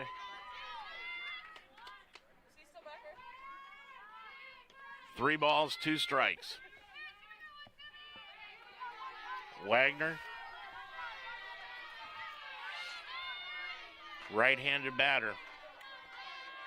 Batting .600 came in, but as we told you, she is 0 for 2 this afternoon, and that pitch swung on and grounded to third, grabbed by Fincham, throws across in time. That was a line drive that Fincham took off of her toes, dropped it, picked it up, and threw it to first base in time for 2 outs. Really good by Fincham to stay with it, knock the ball down, stay with it, under control, make a hard throw over to first and get the second out here. So now it's Jagoda.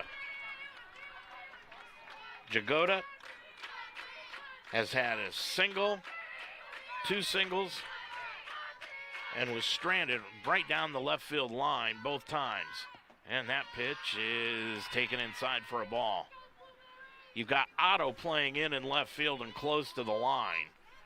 And Fincham is going to be guarding the line here with 2 outs in the inning. Yeah, really important batter here with leadoff on deck for Case Western. Jagoda lines it into left field. Otto's there, grabs it, and that's the ball game.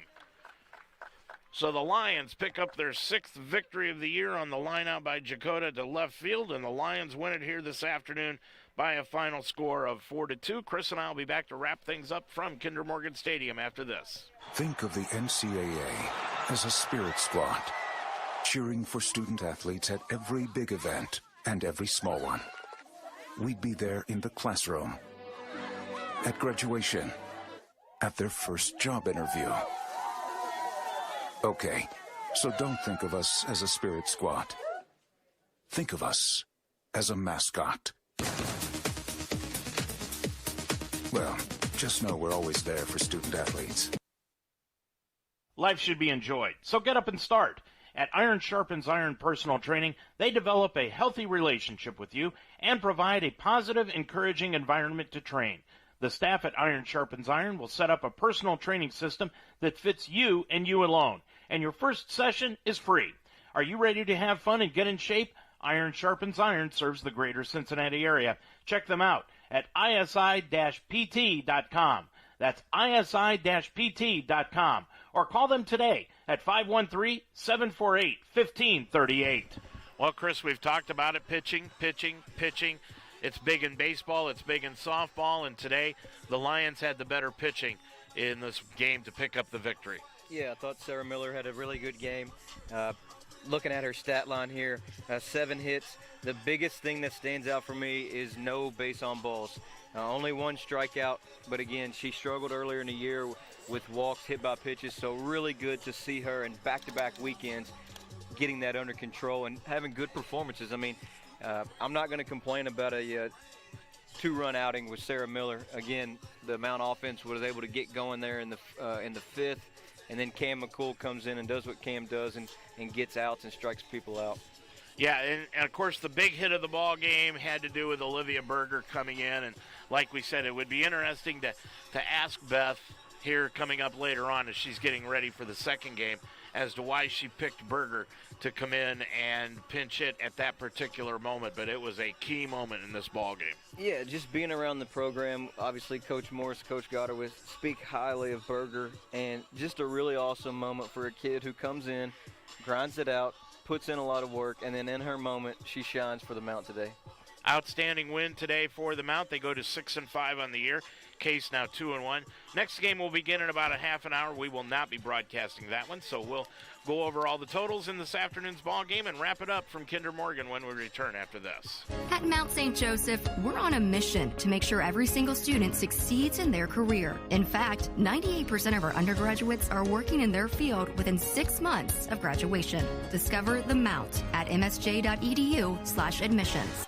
Well, your final line score for this afternoon for the Mount, they had 4 runs on 6 hits, left 4 people on base, and committed 1 error in the ball game. For Case, 2 runs on 7 hits, 1 error, and they left 4 women on base here this afternoon. Lions now 6-5, and Case falls to 2-1. And Chris, you brought up an interesting point during the break. It'll be interesting to see if that one little maneuver of Berger will turn this entire season around for the Mount. Yeah, as we spoke during the broadcast, a really good win here for the Mount against a really quality opponent in Case Western. We've known what they've done in the past, obviously with what their 2018 season held, but it can be a really program-changing win for this season with what happened offensively. The offense got going there. It took them a little late, but we've had kids that came up in Cardos, Maya Hodge, and Liv Berger come up in clutch moments for the Mount. And again, Leah Tucker goes 2 for 3 on the day. So really good performance for those kids. Well, as we told you, Game 2 will be coming up here in about a half an hour. So come on down and join us here for the second game of this doubleheader. We will not be broadcasting it here this afternoon. Chris, always a pleasure to be around you. Yes, sir. I appreciate it, and it's always good when we can broadcast a win. And like I said, a really good win for the Mount today on a victory over Case Western. Got me off the schneid a little bit. The last 4 games I've done have been losses. Yes, sir. Yeah, we just, like I said, struggled a little bit offensively, but it's amazing what happens when you get some runs with the pitching staff that we have in Miller and Cam McCool. So thanks a lot for joining us here this afternoon. Our thanks to Dr. James Williams for allowing us permission to broadcast these ball games. Also to both head coaches for helping us out here today, to Blake Watson and his staff, the Sports Information Department, and to Melanie Wagner, the Athletic Director at Mount St. Joseph University. For Chris Morris, I'm Dave Mitchell. Thanks for joining us, to our sponsors, and most of all to you for listening. Once again, your final score here this afternoon in Game 1 of this doubleheader. Mount St. Joseph 4 and Case Western Reserve 2. Until next time, have a good night, everybody.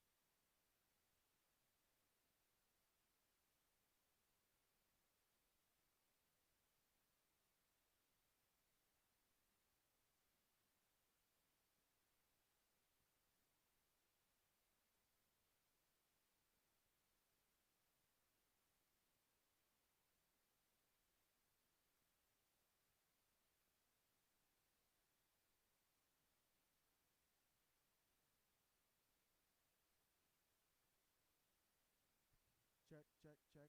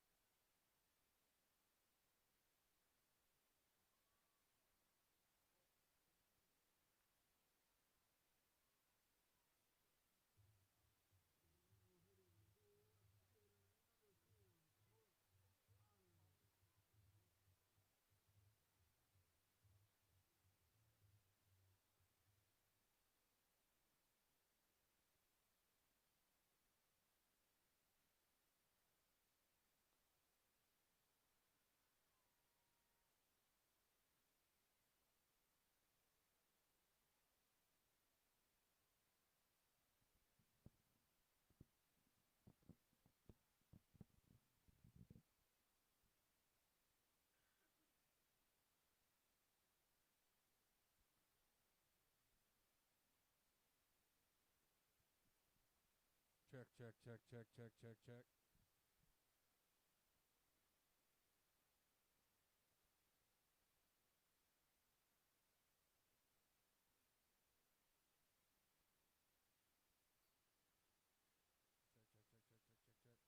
Check, check, check, check, check, check, check.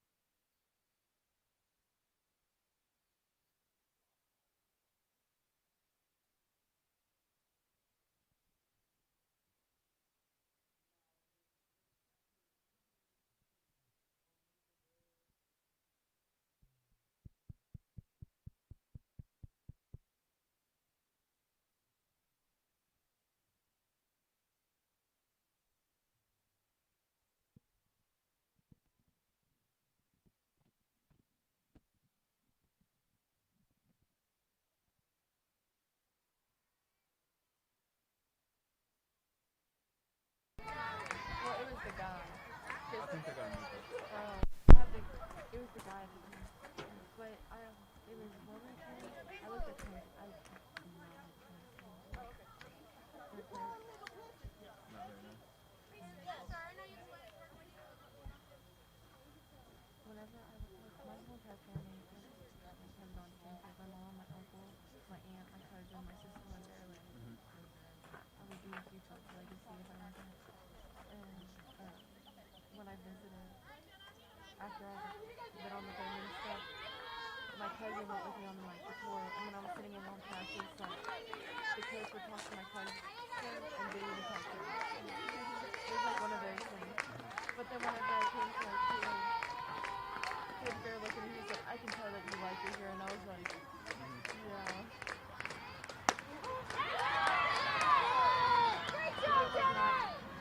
It wasn't a difficult decision. Once I came to visit it, I already knew.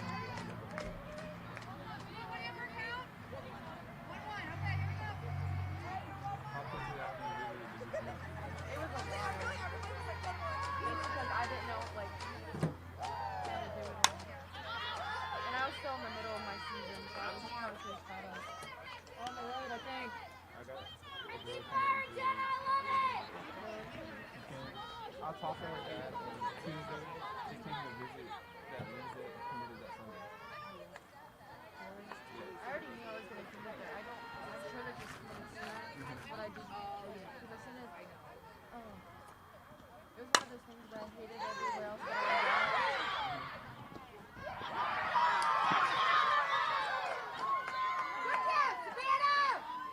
Don't even argue with him.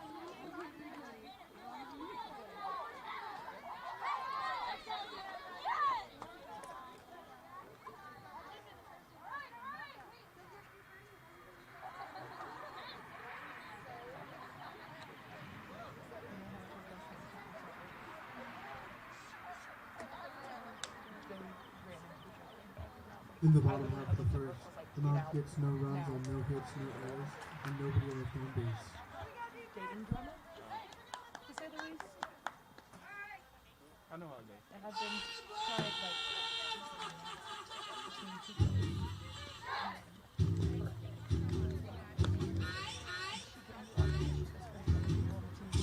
It's a lot of it. I tried to, the girl texted me. Is that what I've got to go up there anyway, but the girl texted me yesterday. I know she's going to do it. I'm like, I'll solve the problem before you even arrive. Don't worry about it. And then now everybody's I've solved the problem before you even arrive. Like, no way. Drop it. Sometimes people are going to make problems when they go alone. Well, that's like, she literally told me, she goes, I'm going to be there. I know it's going to be a problem. Can you help me with it? I was like, yeah, it's fine. So when she showed up, I was like, stay in your car. I'll tell you when she's gone. Especially in a situation like this where we're outside. You don't even have to see each other. They walked straight into each other. I was like, great.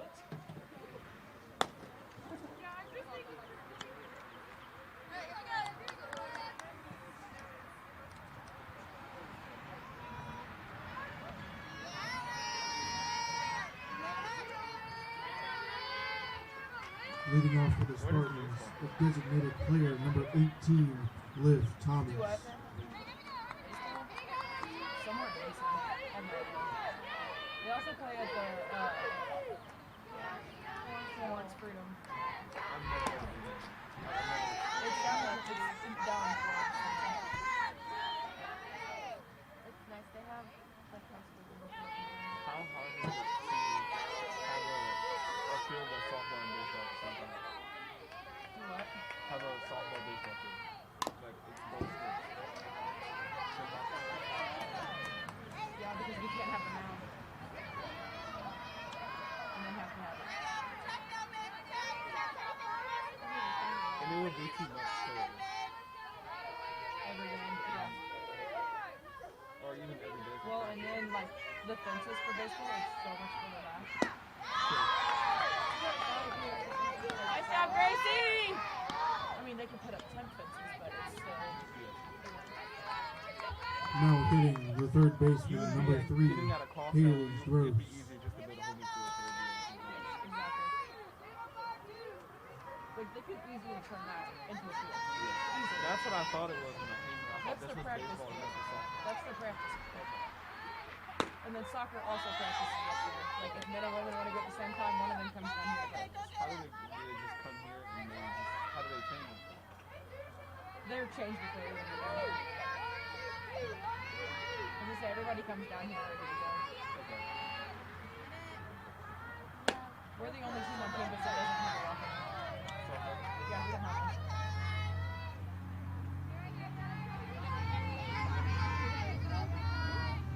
And you would argue you're probably the most successful.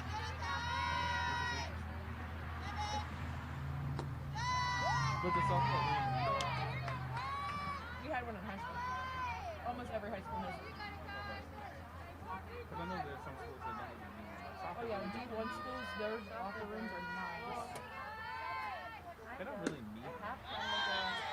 Nah, but for the most part, like, there are soccer games that I see, even in college, like, the conference I was in before was the Centennial Conference, and they had, like 3 of the top 10 conference or like top 15. They just separated.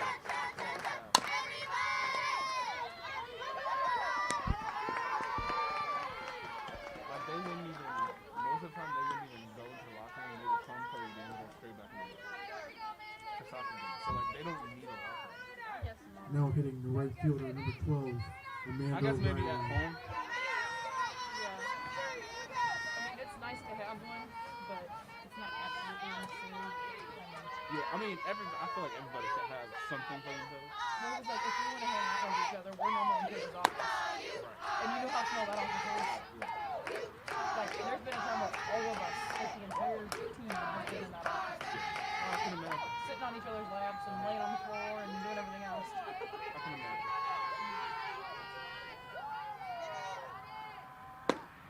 Nice pitch, Gracie!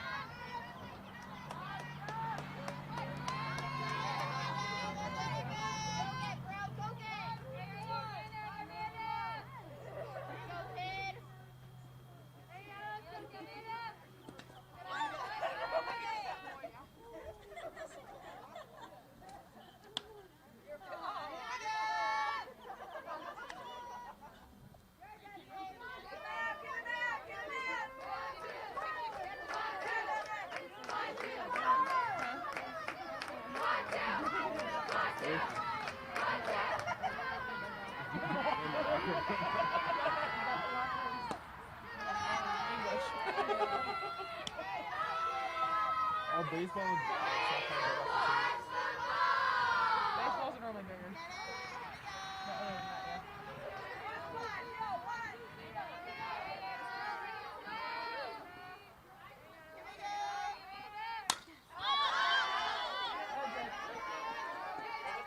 That's why you know Parker.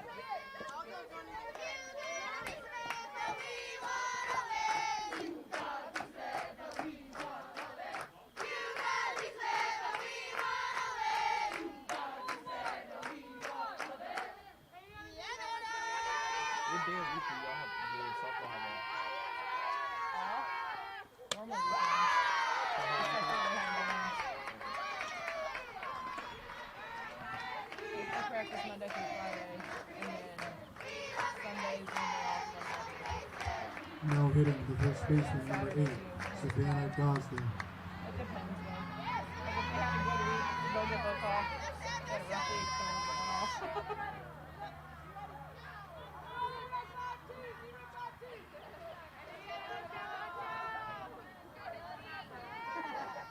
Nothing.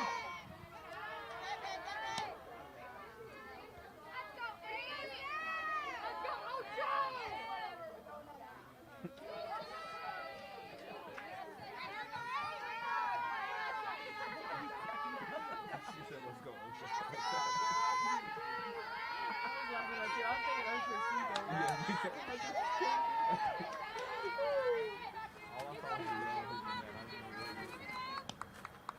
I didn't flinch, but I do. I go like this and put my glove hand up like I have a glove on. You can do me any good. Okay, I just found going out of the way. And then I see this come over my butt.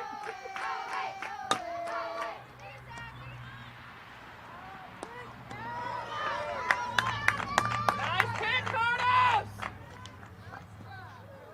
Now, there was only one out, too. In the top half of the second, the Spartans get no runs, no hits, no errors, and leave one on base.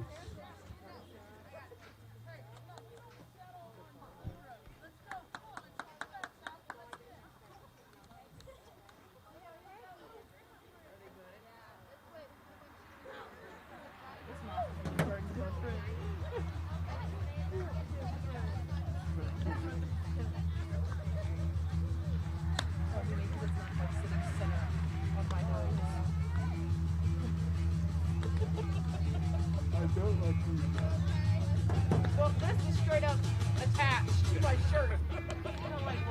I pulled it out of the pack, guys. I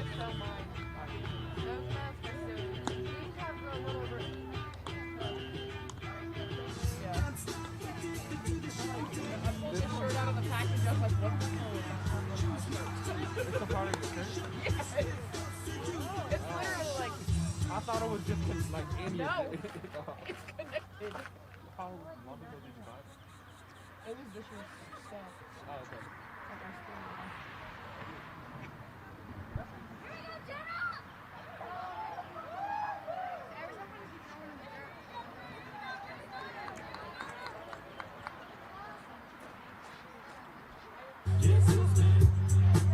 Leading off for the Lions, the designated player, number 3, Sarah Miller.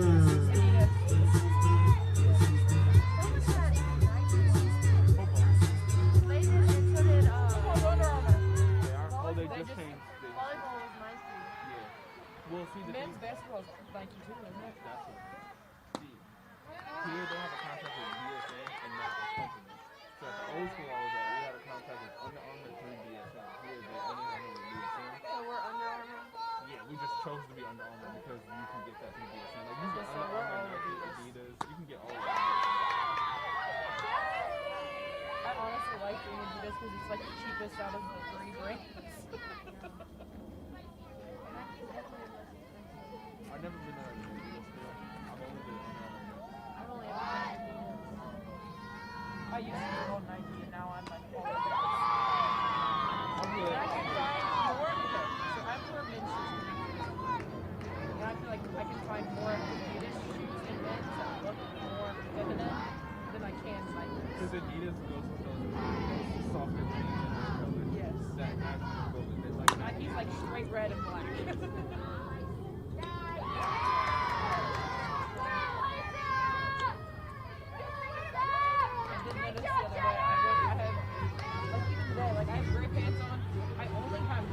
Now hitting is the right fielder, number 6, Casey Bramble. The pair that we got my freshman year were gray, and every other pair that I've bought since apparently are gray, and I didn't even notice it.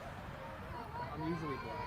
Or black, or a lot lighter, or like cotton shoes. On shoes? Yeah. I didn't really like these when I first got them because of the white about them, but now they're just regular shoes. They don't really matter.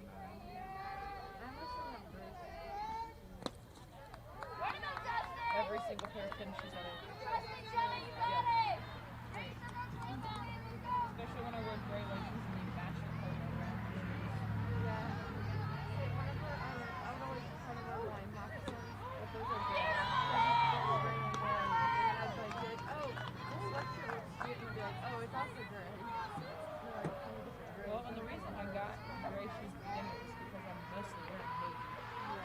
I wear a gray shirt, navy pants, and gray shoes.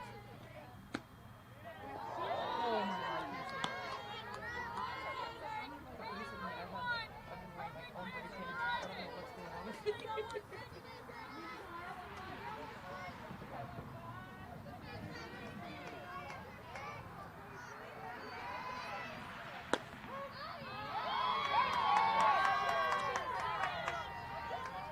You got a case.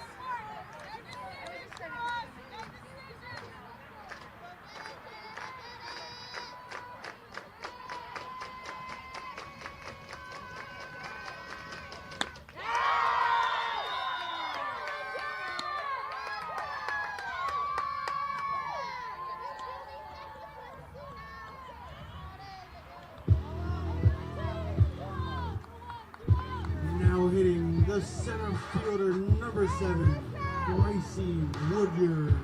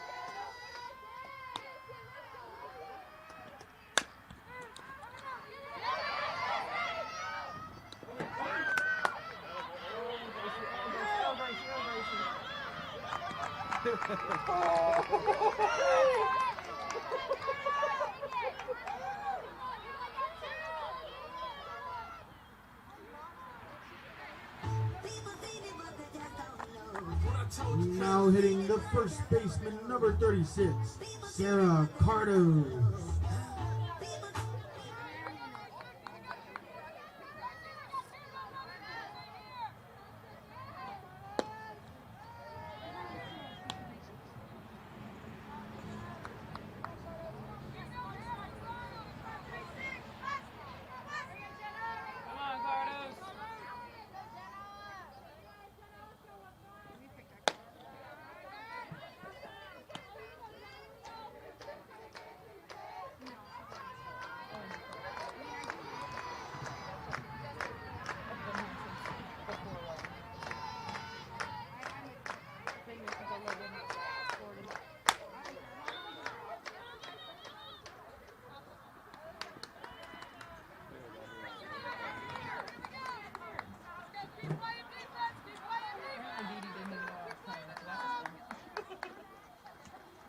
I mean, obviously you're not playing today, but... No. I had 4 wrist surgeries, and after the third one, I decided probably best not In the to bottom half of the second, the Mount gets no runs on no hits and leaves 1 on base. All I heard was the chirp up, so I was... Pitcher.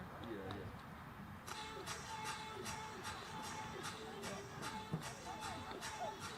I figured 4 surgeries was good enough. Especially There's on a the good same... chance I might have to have another one, but we're not going to talk about it. What happened to you? I dislocated it while I was pitching, and I had a coach that made me go for another 2 hours with it, dislocated. So, initially we thought it was a sprain, then it was a bone bruise, or the other way around, I don't really know. And then we found out that I had a hole in my tendon. We went in and cleaned that up. That was surgery number 1. And then it dislocated again while I played an inning, 3 pitches for fall ball here. And then during the winter we were hitting, and my wrist dislocated again. I've already heard this story. Leading off for the Spartans, we talk about the it up there. second baseman, number 17, So Sydney dislocated Wagner. again, head surgery, wasn't even cleared yet. I was was like 2 weeks away from being cleared, and I picked up my friend's empty backpack to put on the back of her chair and just look in it again before I went to take a test. And then had another surgery. And then it never got better after that, so they ended up taking my tendon out of where it normally goes and wrapping it around with skin, and now it's not where it's So the coach that made you go an extra 2 hours was at high school? Yeah. Yep.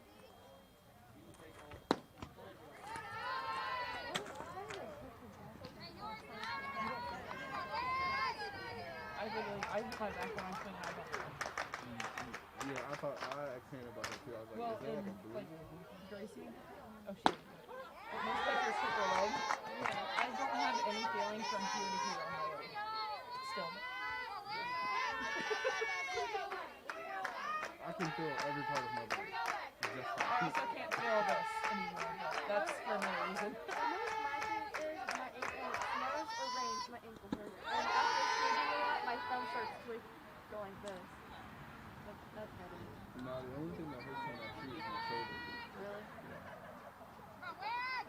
Or when I play a lot. But it's because when I was playing in the 300 tournament in college, somebody pulled it out of socket.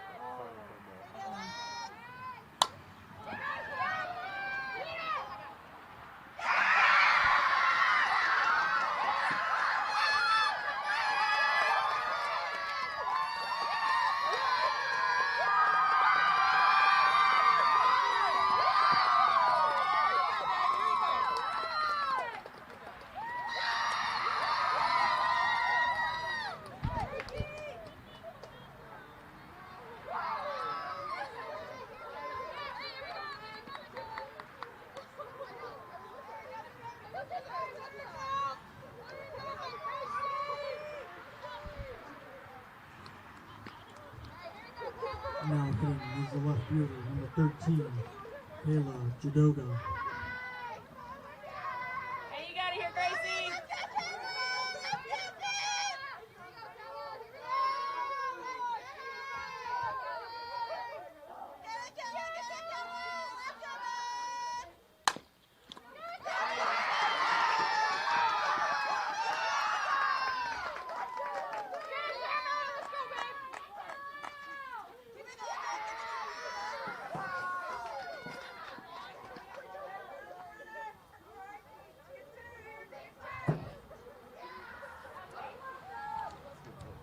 Now hitting is the shortstop, number 10, Sarah Miller.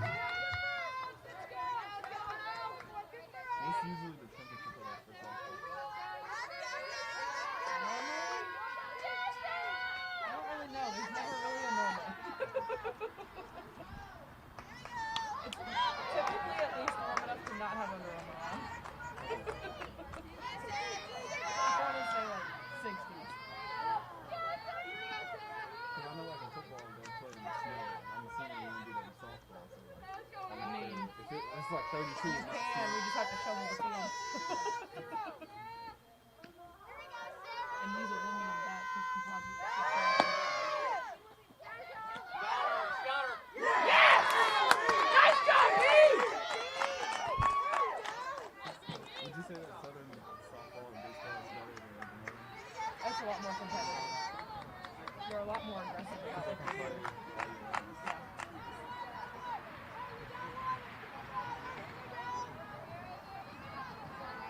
They're outside, so they get the feeling of it all year instead of having to go from in to out and back and forth.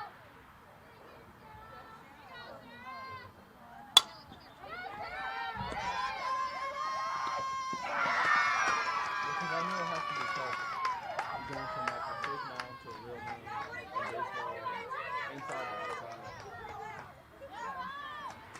The nice thing about softball is like we don't really have to have we can literally just use a line on the gym floor. Now hitting is the center fielder, number 6, Larissa Cleveland.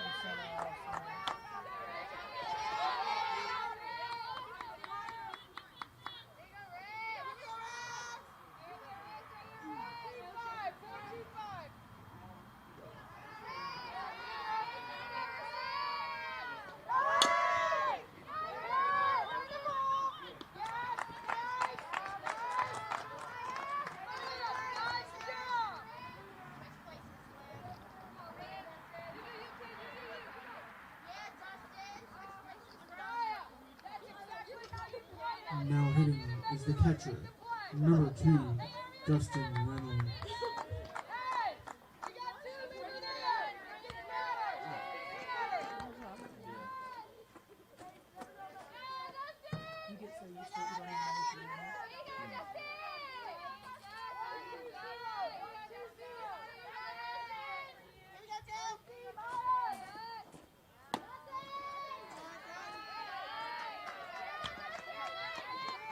Nice spot, Gracie.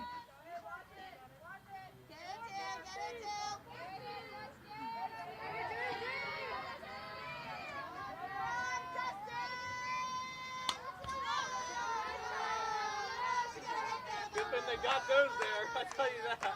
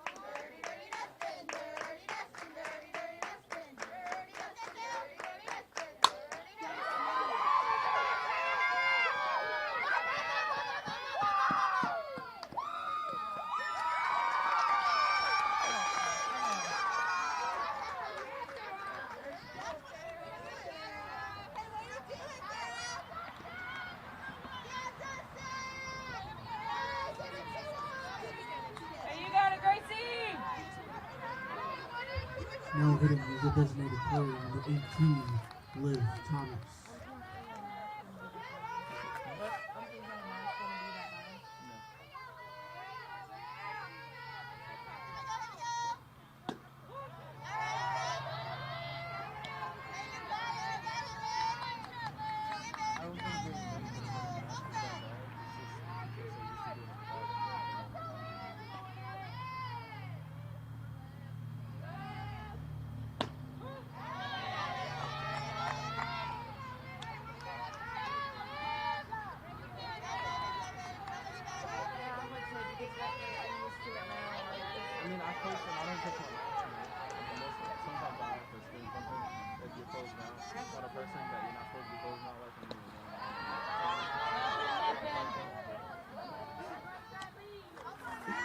That's when I need to pull my mask and say, Ellie, what are you doing?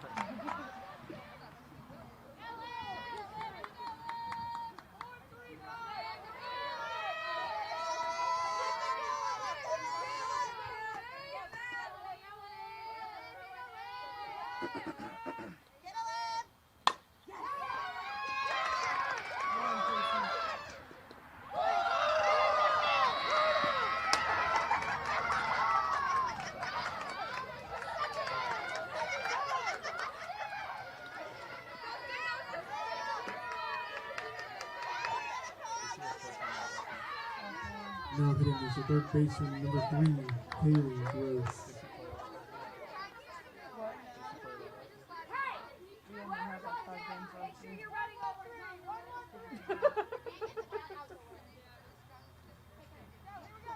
Alabama and Florida are not good.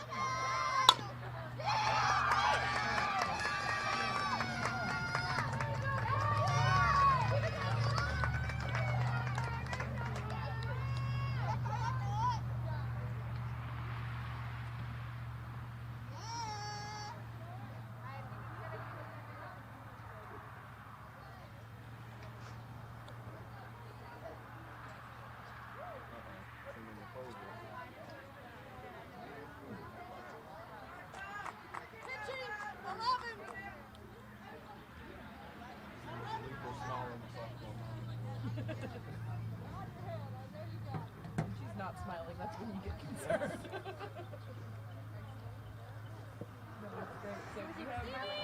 Now pitching for the Lions, number 11, Cameron McCool. You have a bunch of classes together and we'll both be stressed, so she'll FaceTime me and she'll go, Becca! Oh my God, you're scaring me! Maybe you can't be stressed and smile at the same time, like that's just not how it works. Like she's always smiling. It's crazy. I think the crack camp, whenever you're like talking, Jay will like talk back to you. She's like, yeah. Every time. And then came up like, and every single time. And then you'll look at like, you like expect a response and like, oh yeah, okay. Yeah. And you don't know if they're paying attention to you or not. This year, like when my film stuff, and they're asking like me to repeat what he said, and I like repeat, he's like, no. I'm like, what? And then you're like, that's what I said. And he's like, no, it's not. And you're like, he did that so much. Yeah, he thinks the same thoughts that I think for backwards. He really wants his path to get there, even though that everybody usually says yes. Mine is straight. Now hitting the right fielder. In the least amount of steps as possible. Yeah. Right. Where is this? When he asked me, I remember he asked me a question because I was just like, oh, I'm in so much trouble. And Maddie was like, you never like said that. And I was like, oh, like.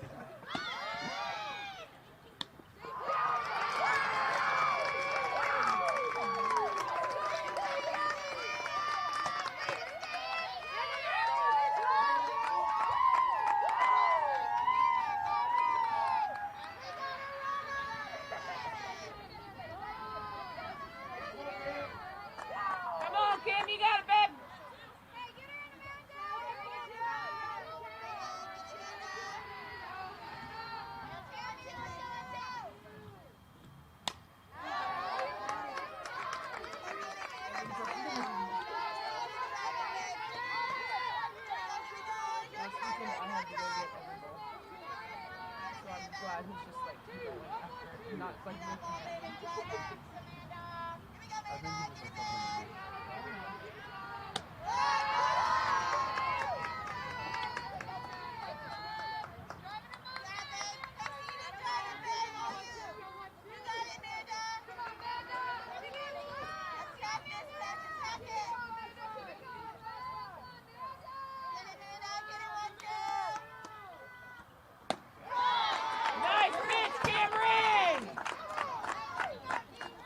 look at the smile.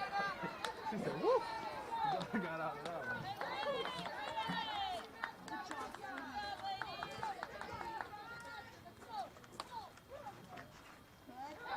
In the top half of the third, the Spartans get 3 runs on 4 hits, 2 errors, and 2 left on base.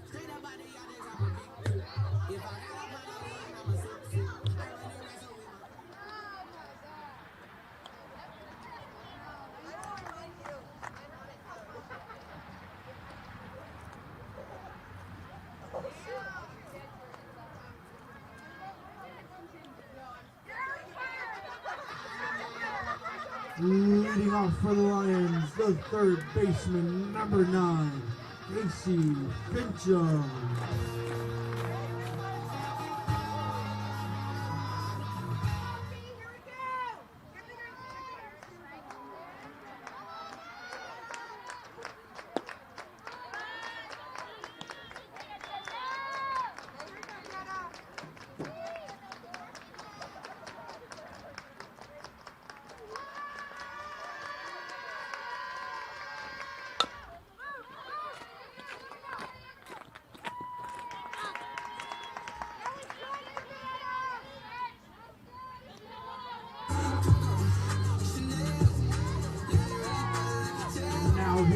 the second baseman, number 16, Maya Ha.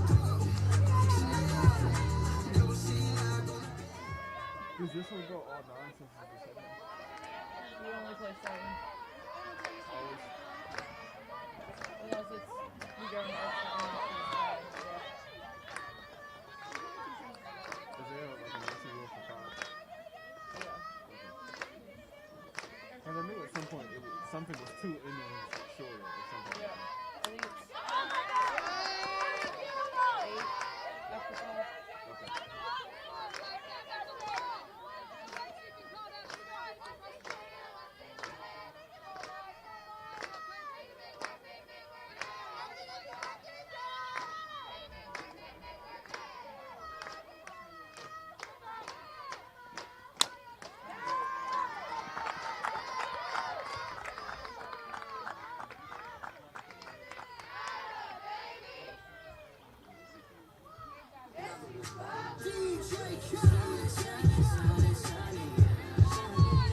Now hitting the shortstop, number 1, Leah Tucker.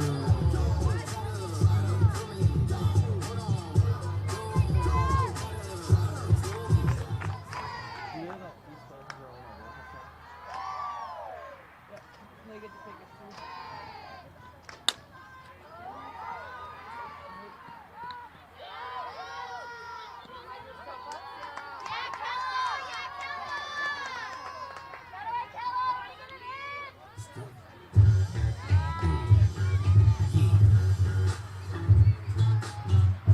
Now hitting the left fielder, number 4, Brooke Otto.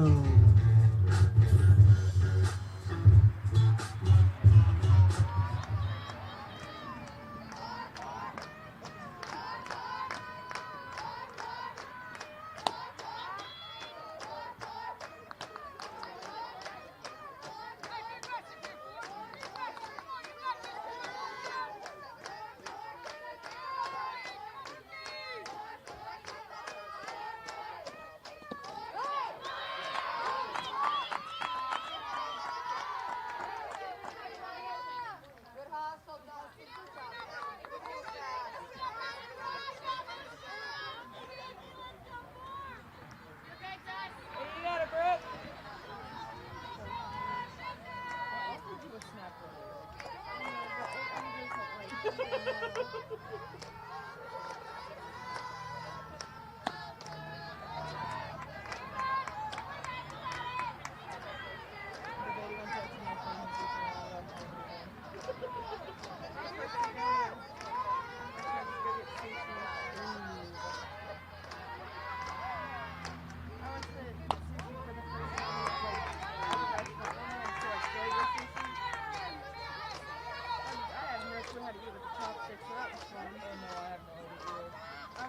I'll get it, and then I'll go to pick it up, and it just falls. No, like I literally, I look down with my fingers would be like this.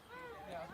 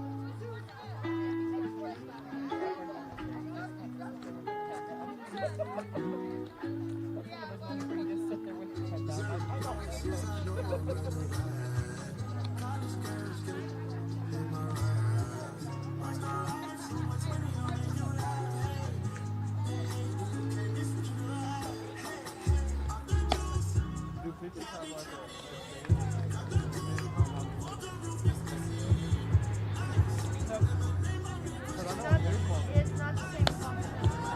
It's a healthier version. Quote unquote. I feel like it still hurts though. Oh yeah.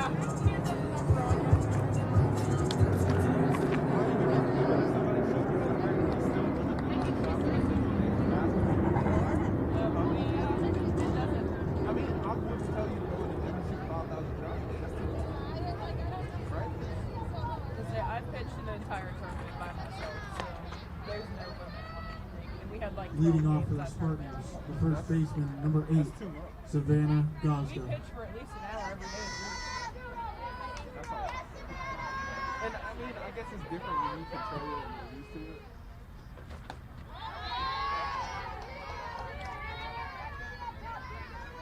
Like from the time I started pitching when I was 10, I spent at least an hour pitching every single day from the time I was 10 until I was 19. I took maybe a handful of days off a year, maybe, if I got lucky. Someone walked past me. I didn't think she would recognize who I was. I don't know why. I didn't recognize you from yesterday to today, and I don't know why. Yeah, you came up and I was like, who are you and what do you want? I literally sounded kind of like different today. Did they not change the time at the top? Oh, okay. I was about to say, that was quick, yeah. Now hitting is the second baseman, number 17, Sydney Wagner.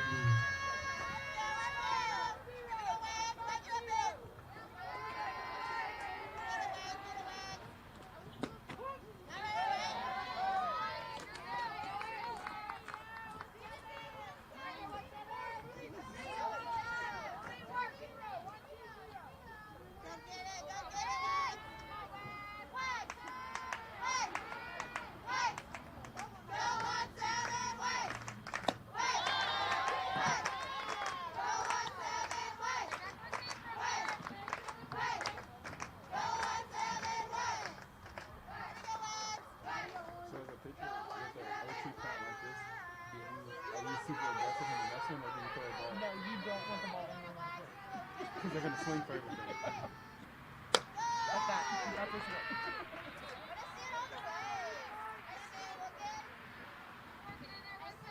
Like we call, I'm a pitching coach for my sister's team, and I'm in charge of pitch calling or whatever. So like 0-2 count, I'm literally calling a pitch out like where that ball is more and more. Or you throw a jump ball like that, you know. My girls are not to that level. We have Now no hitting changes. is the left fielder, number 13, So an 0-2 like Hello, that, is Jagoda. that high or outside? Which one's the best way to go? It just doesn't matter. If they've been swinging for the high stuff, you normally go high. But like if you see that they're dropping their hands really bad, you just want to stay high. You can go. Ooh, nice ball. You can go low and out, but you have to make sure it's off the plate. Because they're more. It's easier to take your hands down than it is To go up. So it's easier to put a bat on the ball. It's slower than it is when it's higher. On the high pitches, you have if your hands aren't all the way up, you're just gonna pop up. How does it change with somebody like her who like runs into a pitch? It's the same thing. You just like you watch. So lefties normally like when they're stopping, they stay on a line. So you kind of watch where she tails off. So if she starts to go off first, then you want to stay outside. Whereas if like she's on the entire time, you might want to try and turn on. Like hockey in the coaching where Yes. See, once I figure out something, I can eat the shit out of it.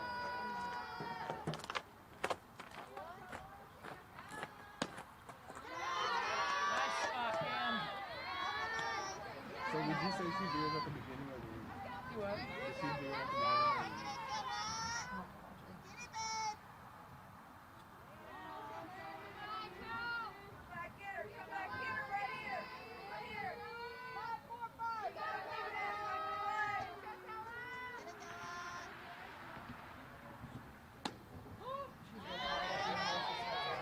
Some girls, like they notice, it feels like the slightest bit of an angle, but they'll start incline out so they can get over that first base out real quick. That's the whole reason they do it, so they can get to first base quicker. They're 2 steps closer to the bag.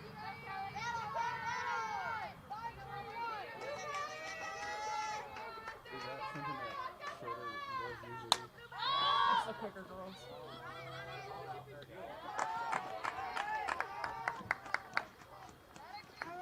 It reminds me of like Ichiro when I used to watch baseball and stuff like that. How he used In the top half of the fourth, the Spartans get no runs, no hits, no errors, and nobody left on base.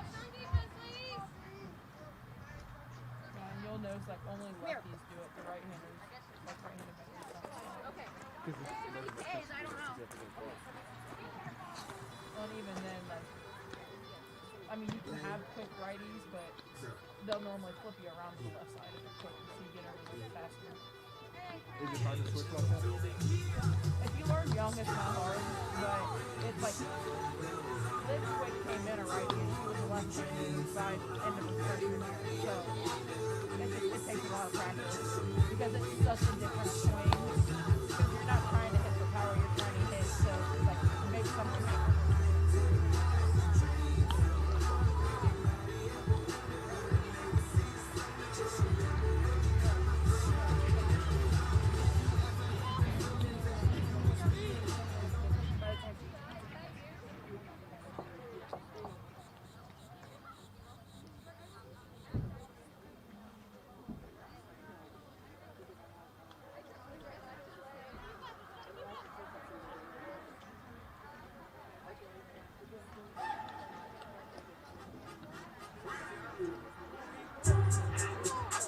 Leading off for the Lions is the catcher, number 18, Elizabeth Ivers.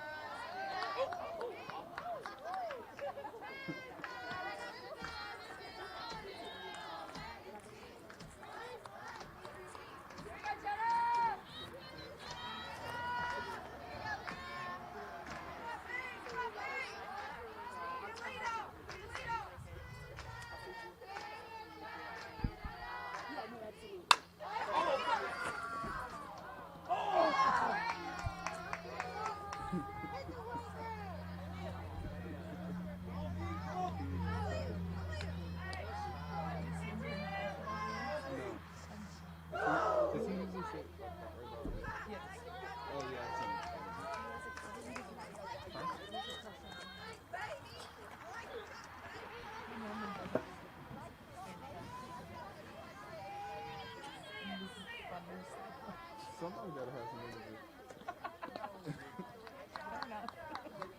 Usually I'm sitting down all the time. I have a question. Would you say I'm shy?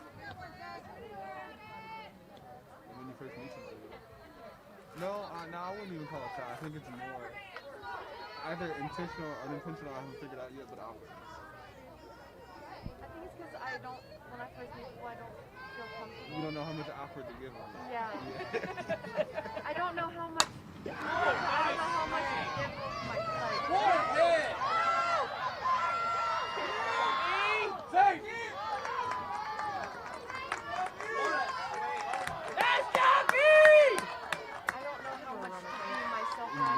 Just like,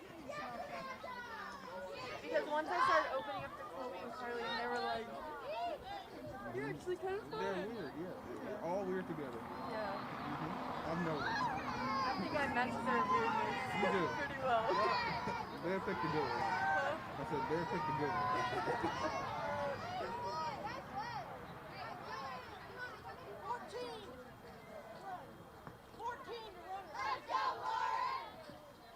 What do they do with all the paperwork? Now hitting the designated player, number 3, Sarah Miller.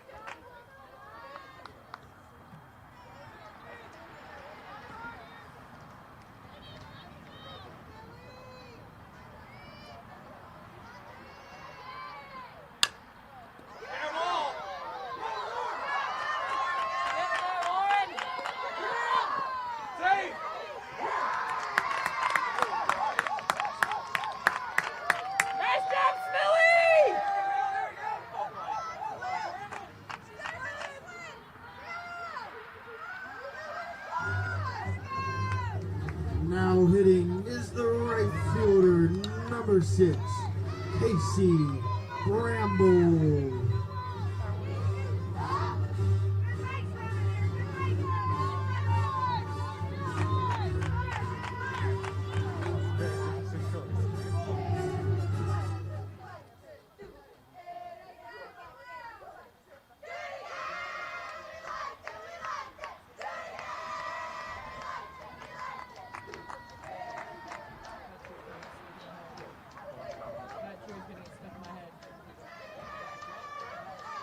So is there a designated person on each team that comes up to?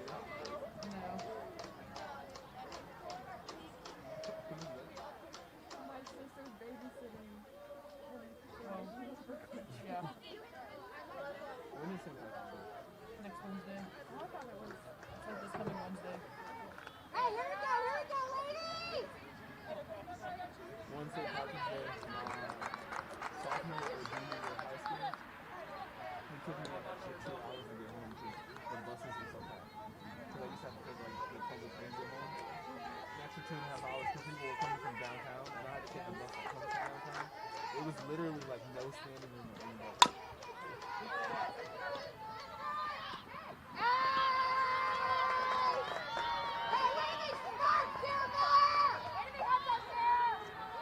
If you base run, do you have to run the straight line? You can't go out of the baseline, which is like 3 feet each side. Now hitting is the center fielder, number 7, Lacey Woodyard. That's the width you have. Most of the time, they'll only give it to you on the outside, though, because inside for everything else to play.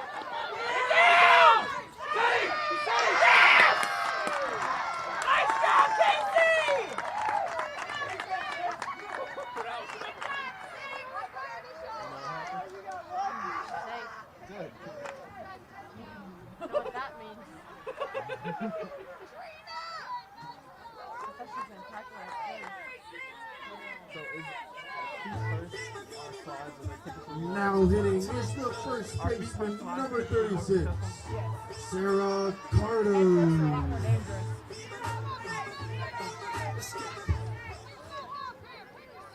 Here you go, Carlos! This is generally the rule for catchers when they're on the running line. So as long as there is a ball coming to them and they're actively in the play, they can be within the baseline. If they're not actively in the play, they have to be away from the ball.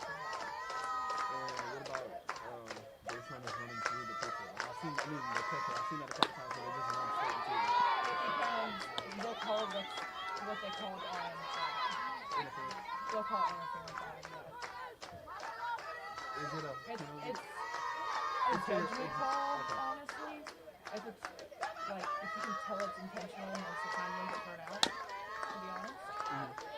But especially more recently, they've gotten, it's been like a really stickler thing. Yeah, because I've seen a lot of players like in Major League, just in watching baseball, where they just run straight through the catcher. Now, if the catcher does not have the ball, and there's no chance of the catcher having the ball, so be it. I mean, because they're not supposed to be there anyway. Get out of my way. But most of the time, you'll see girls slide in the hole just to do it. Let's go, Carter!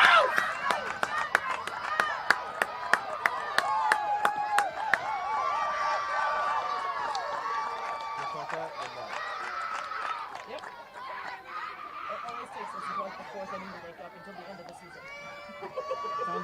Sounds like a. So that last game you guys had, I was like, who is this team and where did they come from?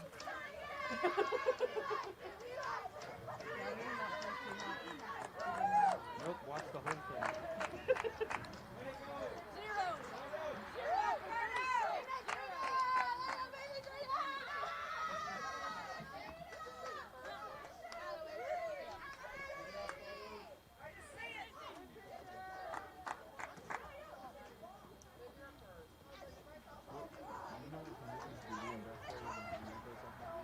DD was middle infield.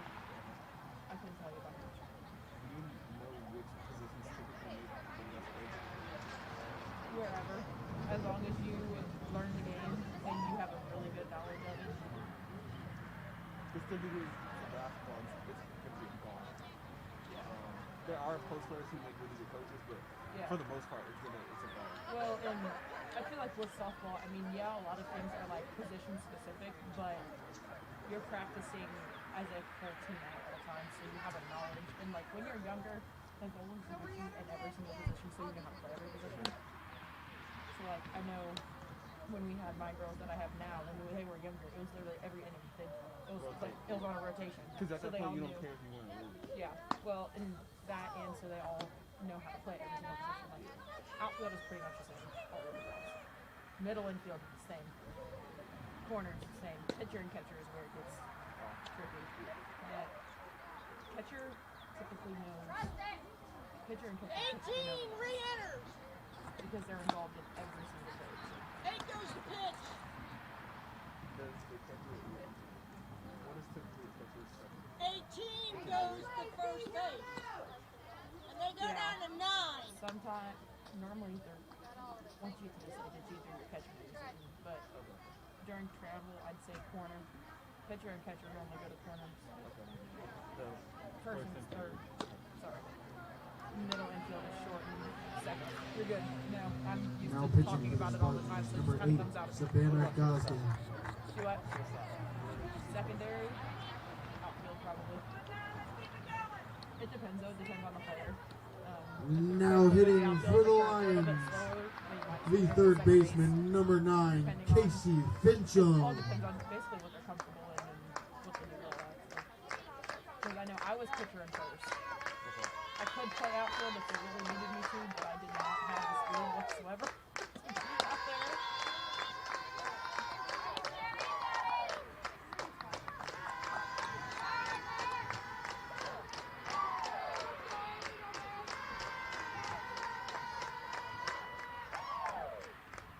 So pitcher's secondary typically is first base.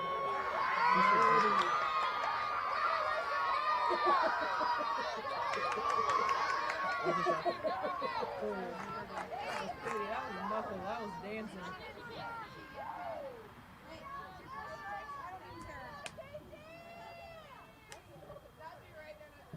That's what I heard. oh, she dropped it! Hey. That's the only thing I don't like about basketball. It's just easiest to learn, so a lot more people think that they're good at it than what they really are. So like everybody will think, most people's second skill is basketball. Like they play softball, basketball, whatever it is. So basketball is just as hard to learn as all the other sports. Or to master, I think so. Yeah.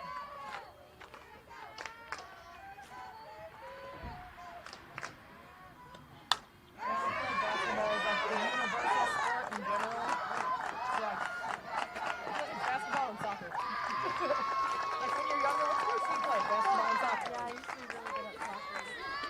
But if it wasn't for soccer, I don't think Adidas would still be a thing. Adidas runs the whole European soccer world. Everything is Adidas.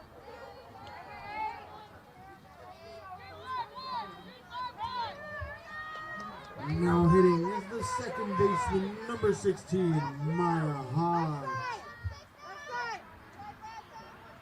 You go, Maya. You, Wes, you.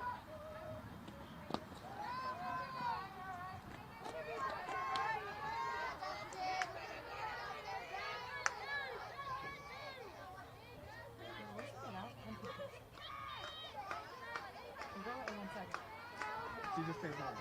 Oh, did she?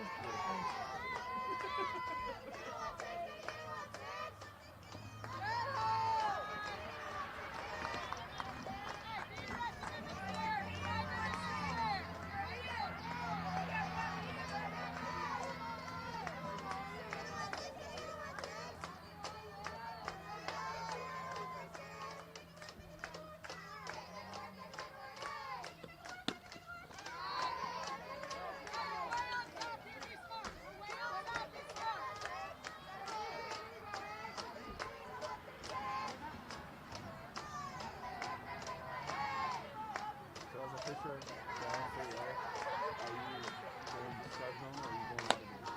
We're on strike zone. We're trying to get strike. That ball is not swinging because 3 batters in my head. They're not swinging.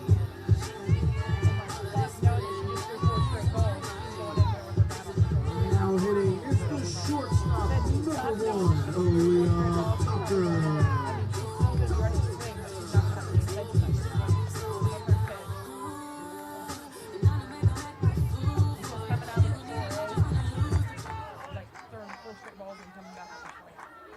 You get in your head as a pitcher. It's hard to do.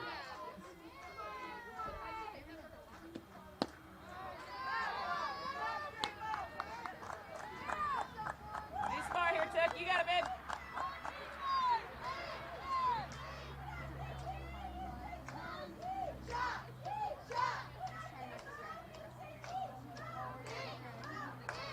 What else do the offensive call? How does that?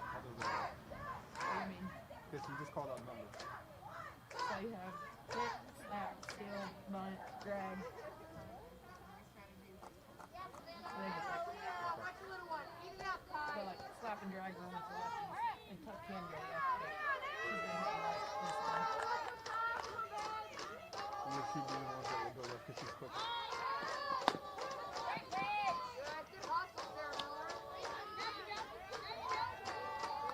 Hey, you got it, Tuck. Hey, here we go, now here we go!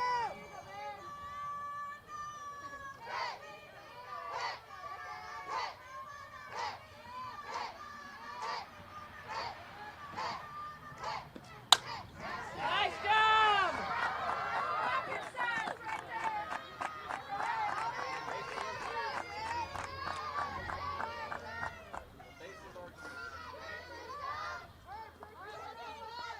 You go, Brookie!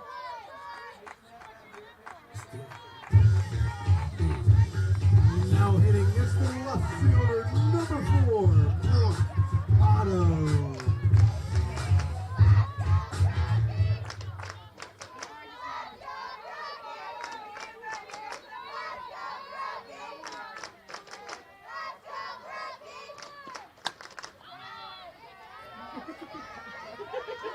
It's still inside.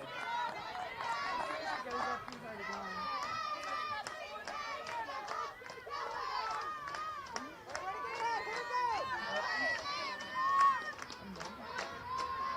We're on.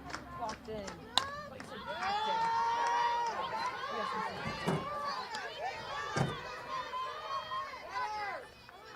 I'm getting ready to go.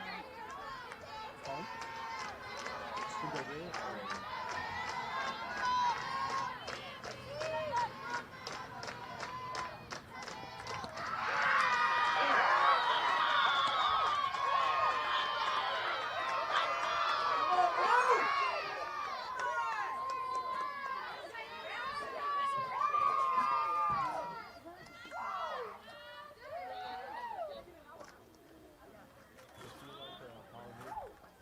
B. 18 re-enters! 18 re-enters!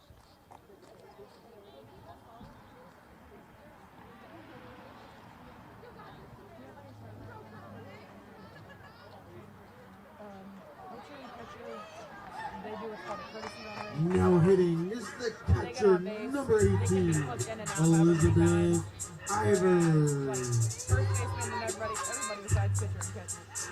They have a pinch runner, so they can go, they can get a runner and then come out and then go back in. But once they're back in, they come back out for home. Like they have to stay out the rest of the game. What about when you play the field of football team? When it comes from the second field? Same thing. You go in and then you come. If you go back out, then you're done.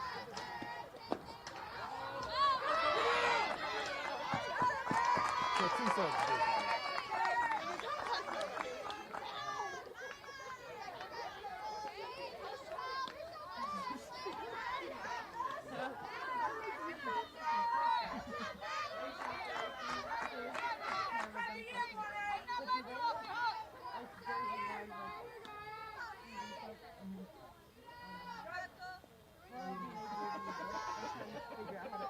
They gave you everything. Like they gave us. Nice job, B. Get down. Yes. Get there, B. Let's go! So she was in third. Let's freaking go! Coach held her up. Oh, yeah, they give us everything from, like, they give us shirt, pants, socks, Under Armour, everything. Not bats, no, we have to buy. We have to buy equipment. And then cleats, we have team cleats that we fundraise. We work every, yeah, they give us hundreds. Like,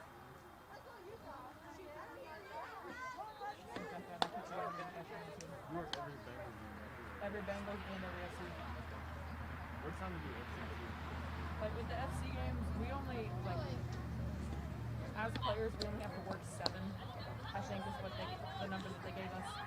But we are at every single lesson. So, like, since it's over the summer, we have a player from Oregon who's obviously not going to be there. So, like, we'll have people cover for her and that kind of stuff. But And there's nothing you can do about that. Right? yeah, exactly. So, I mean, we all work 7, and if you can work more, you have to work at least 7. But if you work more than 7, it's the more money that you get poured in towards the mansion in Florida that we get every spring. So usually people work mostly all over. As much as it sucks working all of the games, the payout's pretty nice. Because you don't have to pay any later in the year. Yeah. Now pitching for the Spartans, number 9, Sydney Branham. One of my colleagues is actually, I don't know if you saw, but the girl that went down took the beer bottle thing. It was like all over social media. She still has the bottle. She keeps it in her bag. Now hitting for the Lions, the designated player, number 3, Sean Miller.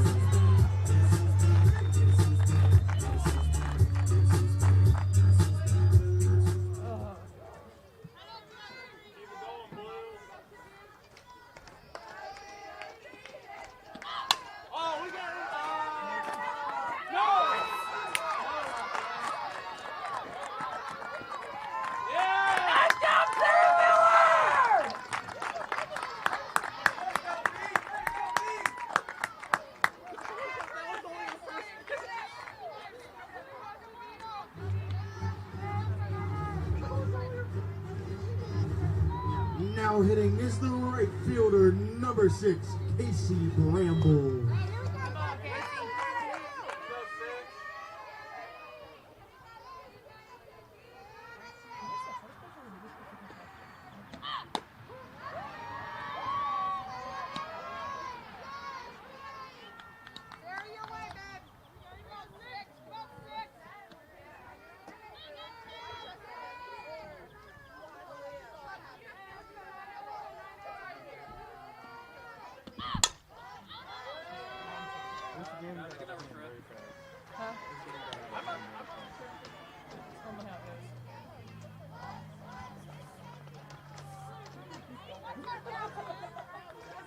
Keep going. I had that the other game.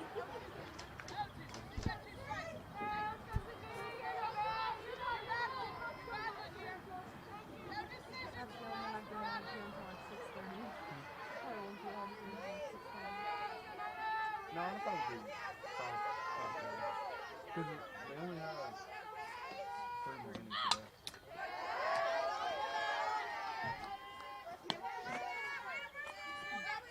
And I would imagine that all the other innings are going to go by a little bit faster since they're up now. What? The innings are going to go by a little bit faster since obviously how hot they get offensively, but Yeah. I don't expect Cam to just let them back in the game like that. No.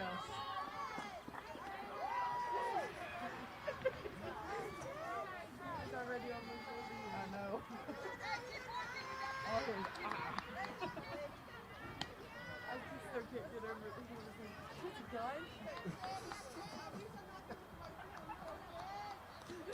See, look at him. Yeah. This side's good. And then it's like right on top of the bag. I'm getting out of the way. I don't want to do it. No move. She stopped being so talking about it, and I like my hand. All you had to do was look at it and this is going. I thought you were going to catch it. I would, but I like my hands a little too much. Yeah. If I would have had my glove on, I would have got it.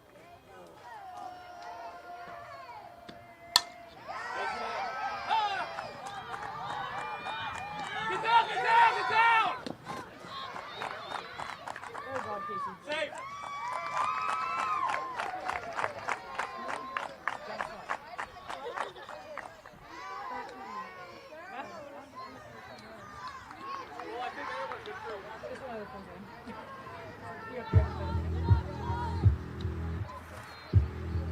Now hitting is the center fielder, number 7, Gracie Woodyard.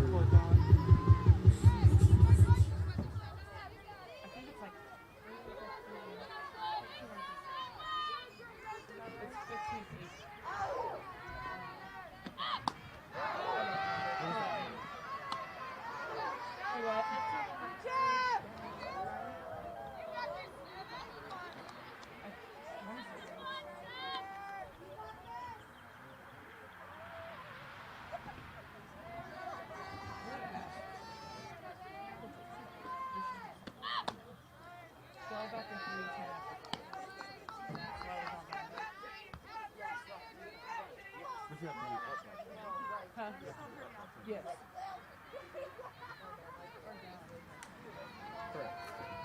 Somebody has to be up by 10.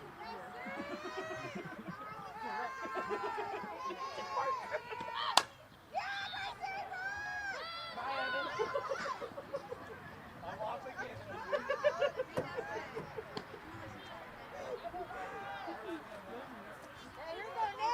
Hey, you got it, Gracie!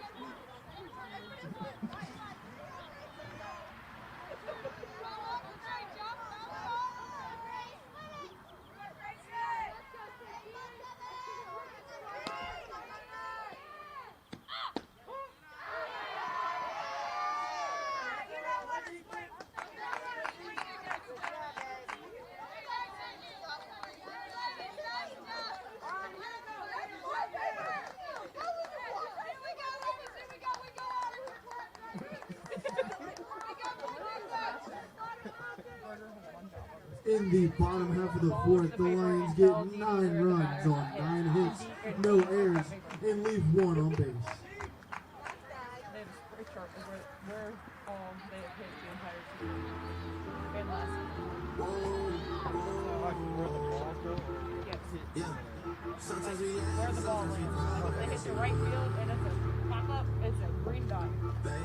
If they ground out, shortstop, it's a red dot. Line drive, I think it's an X. I don't remember what all it is. We took a trip, now we on your block, and it's like a ghost town. Where did these be at when they say they're doing all that stuff? You can't even pay anything. Been waking up in the crib, but sometimes I don't even know where I'm at. Please don't pay that house this party, I can't even listen to that. Anytime that I ran into somebody, it must be a victory lap. Shawty come sit on my lap. Hey, they saying Drizzy just snap. This in between us is not at the store. This isn't a closable gap. Hey, I see some attack. If don't end up making it back. I'm up there at the crib. Going crazy down there. Over there. They gon' let us stand, baby. Sometimes we laugh, sometimes we cry, but I ain't seen you now. Baby, I took a half and she took the whole thing. Slow down. Everywhere except for normally. Depends on how you're doing.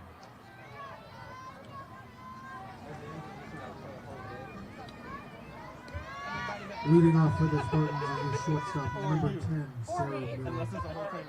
I hate to break it to you, but we don't have more. Oh, yeah. That was like batting practice for us right there.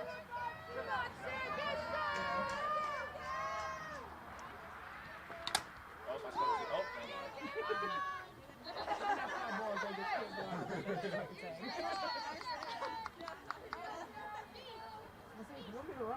to? Oh, never mind. Can't say I did not for now.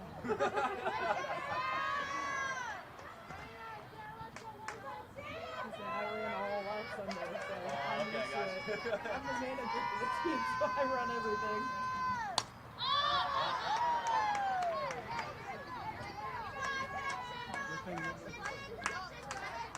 I offer. You can't say I can do it. I don't feel bad anymore. He said no. My little cousin used to play softball, and I used to like work out with her because she didn't have a brother. So, and I was like, softballs are not softball. They're not.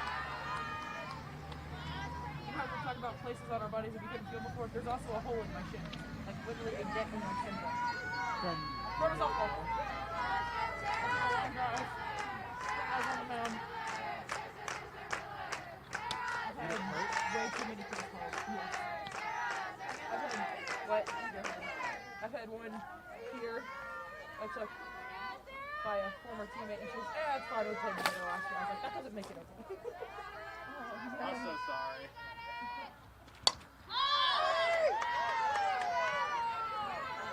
Spider monkey, B, come on!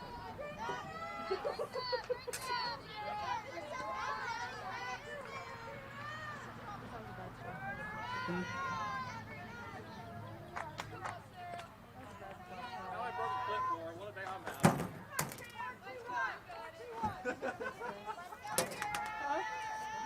I'm sure there's more at the college.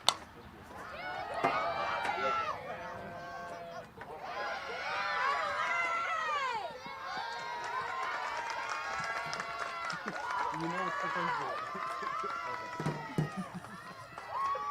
Okay. It's not fixing it.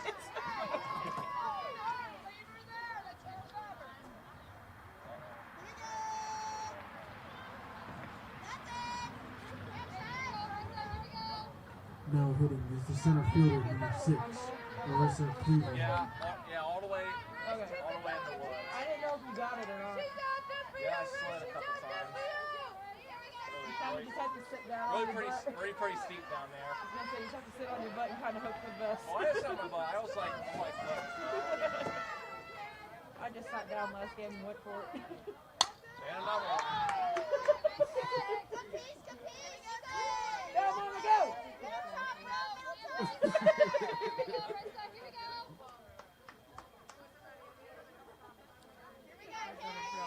Maybe she plays softball too. What?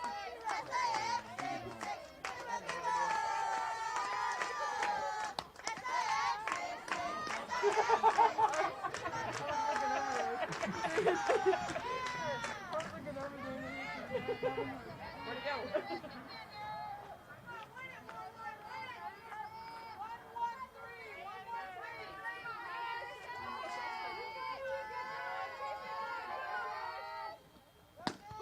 Nice catch, Cameron!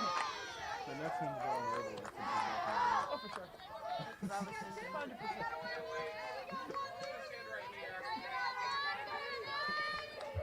Now hitting is the catcher, number 2, Dustin Reynolds.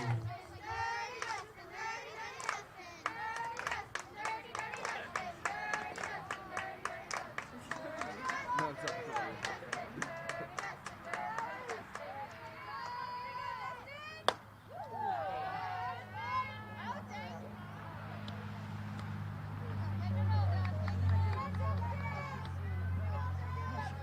Depending on the baseball, there's like 22 kids like that. I believe it. A pitcher puts 22 pounds for one batter. That's a lot. Yeah. And so it comes like one of the bats that I've heard. And then I popped up in the picture. At least he won. No. I was batting. Oh. like, it was at a showcase tournament. We had all these college coaches around. I was like, you done screwed up. I was in the box. My dad was the first base coach. He goes, all that for nothing. Really? I was like, I don't want to talk about it.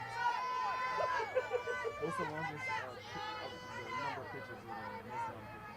That I've thrown to a batter? Yeah. Oh, I don't know. I lose count after about 7. I know I've at least had a 14. Probably more than 20, honestly. I don't know. Now hitting is the first baseman, number 18, Liv Thomas.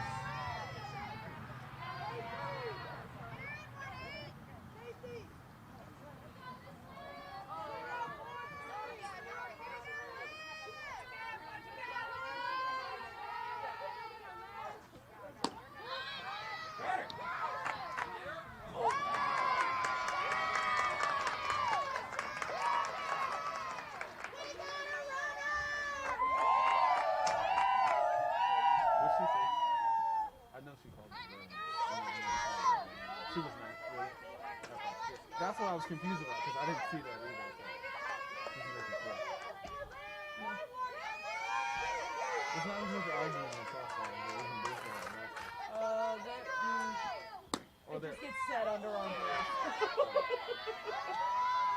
Because in softball it doesn't take much to get right.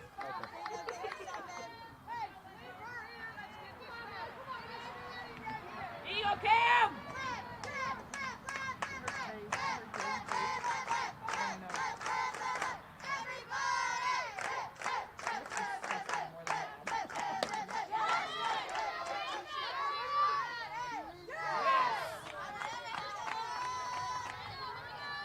Where's the line?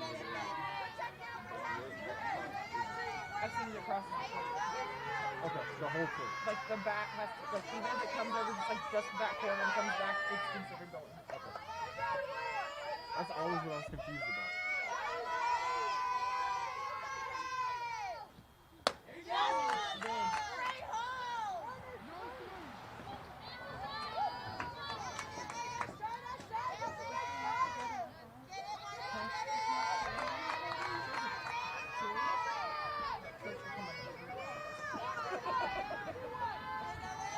Like if she asks for help, she has to ask.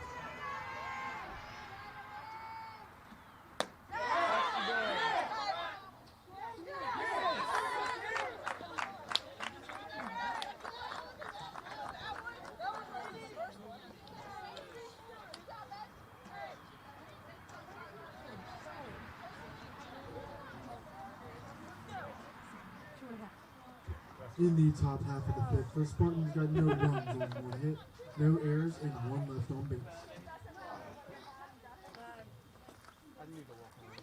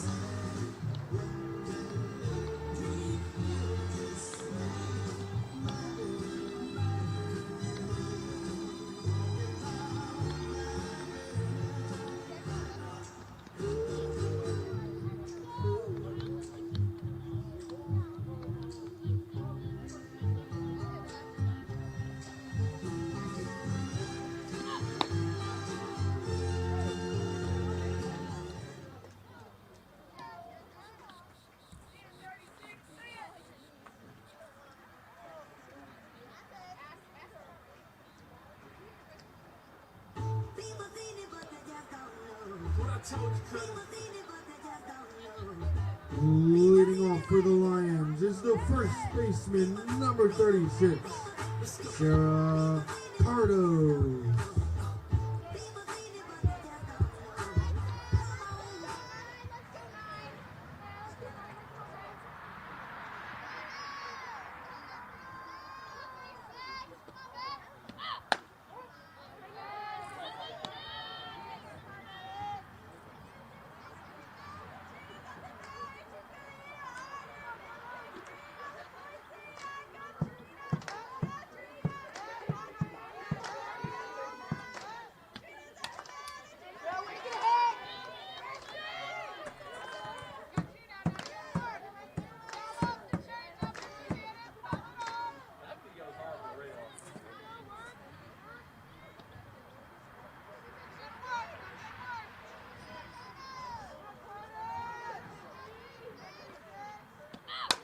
Face it. Oh, what a catch.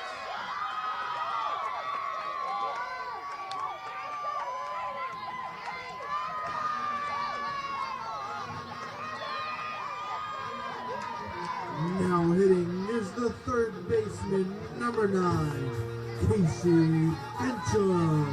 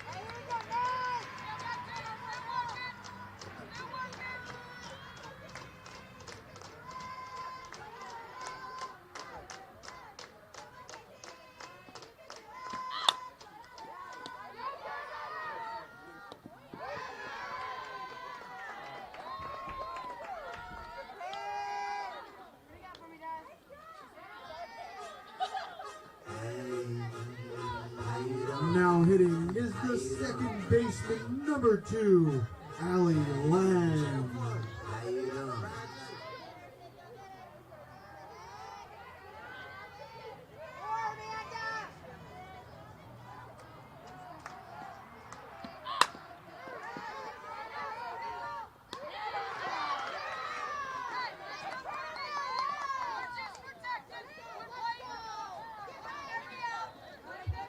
In the bottom half of the fifth, the Lions got no runs on no hits, no errors, and nobody left on base.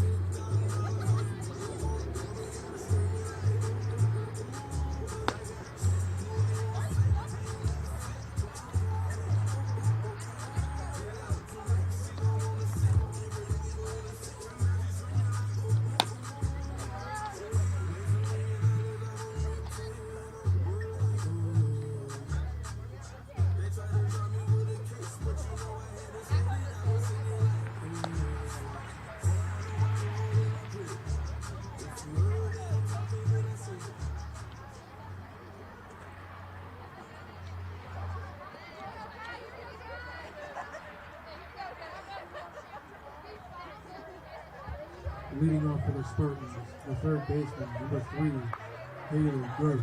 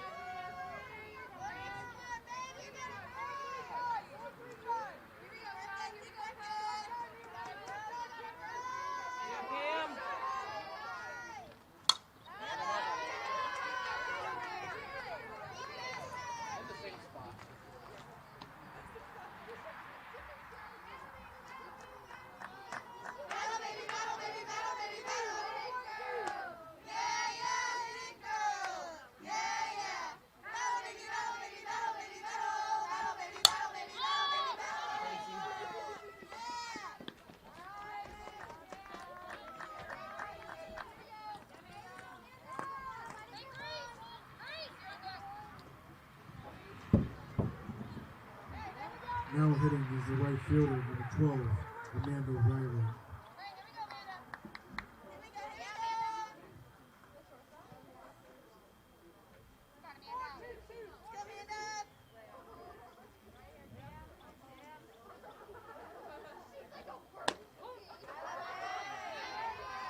Nice pitch, Cam. Go get it, babe. Attack it.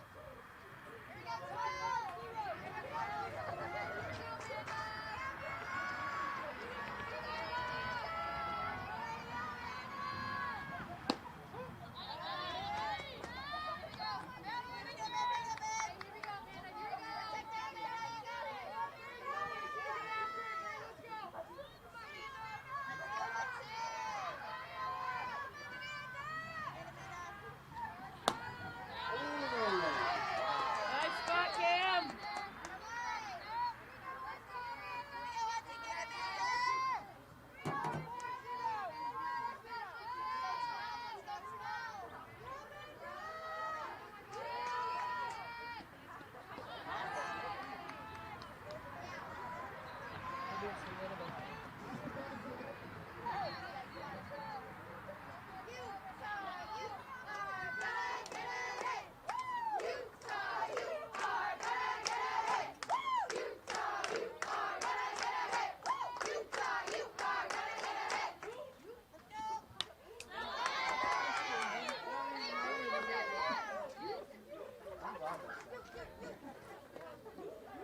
No, you played softball your entire life, and you don't even play. You're like, where's it at?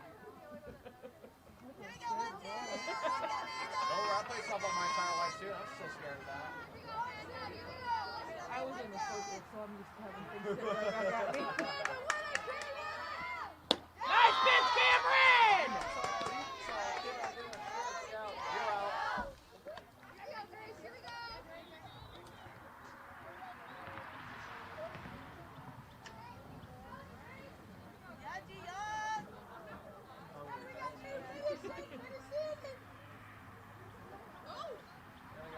She's losing it.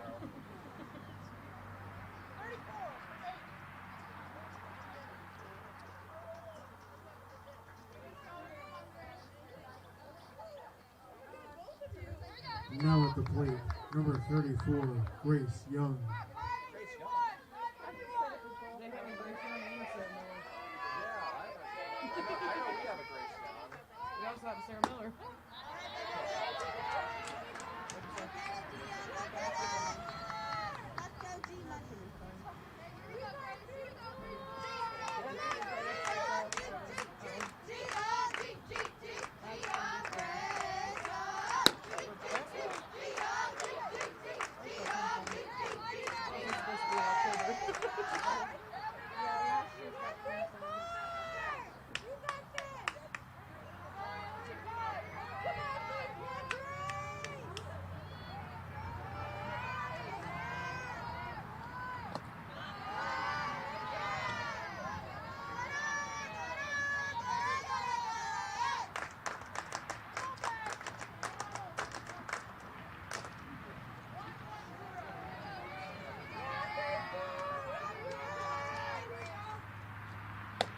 Nice pitch, Cam!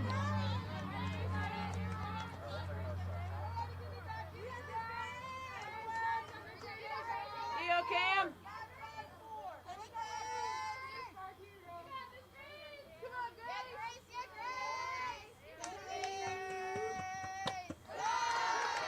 Hey, you all right, baby? You all right?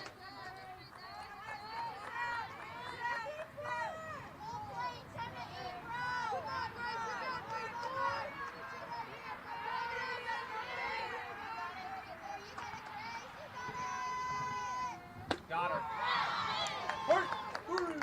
Nice job, Cam! Right down Broadway.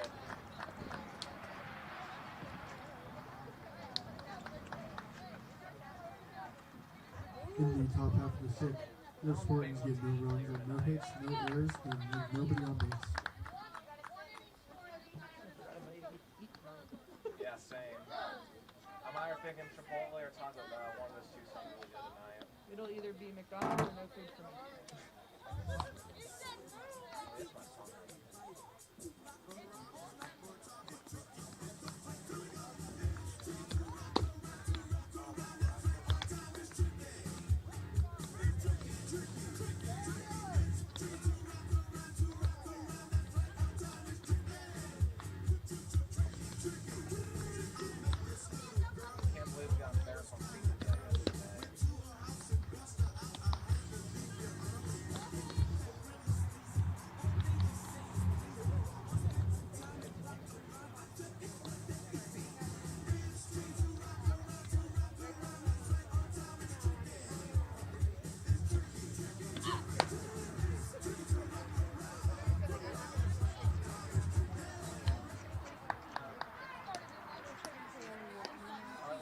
4 runs and a and pop.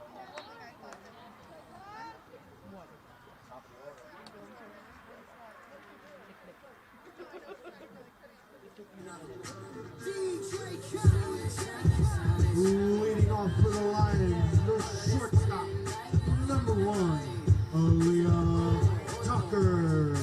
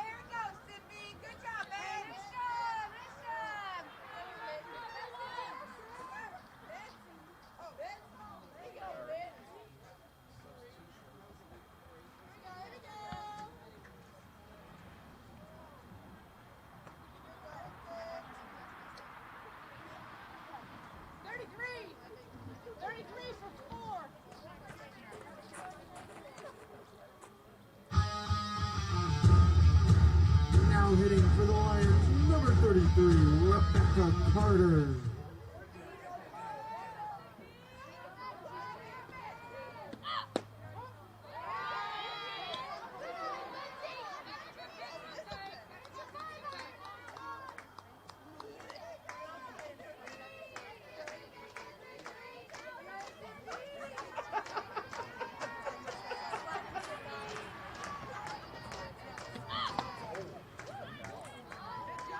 Nice try, Tuck. Nice try.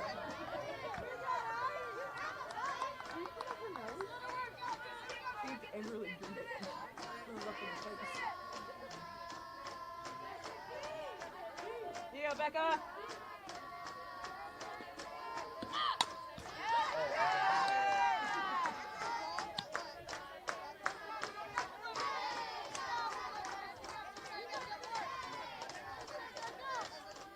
There you go, Becca. You got it, Ben.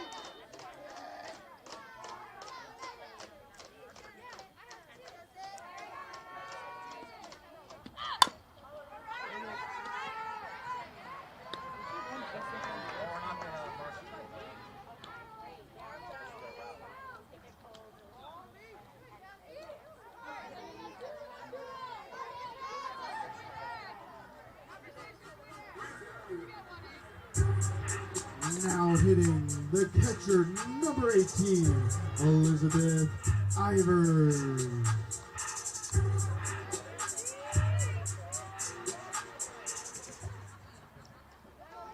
You go, B.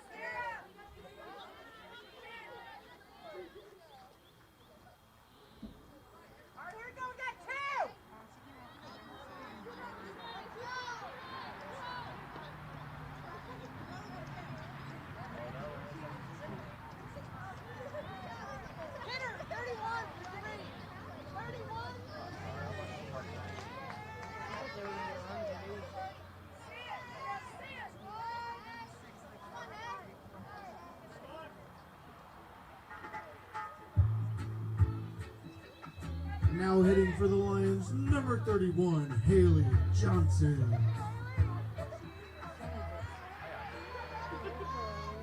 Is that what it is?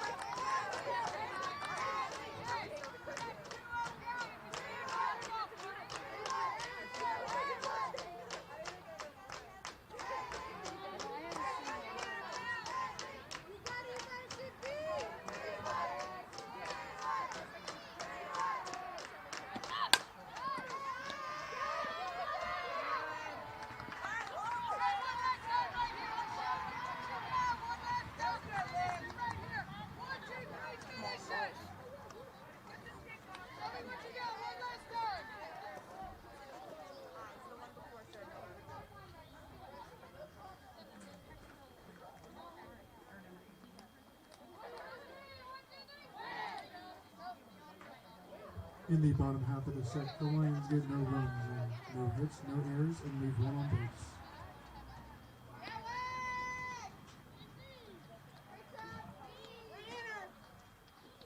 Hey, here we go, ladies. Here we go. Aaron, re-enter 3.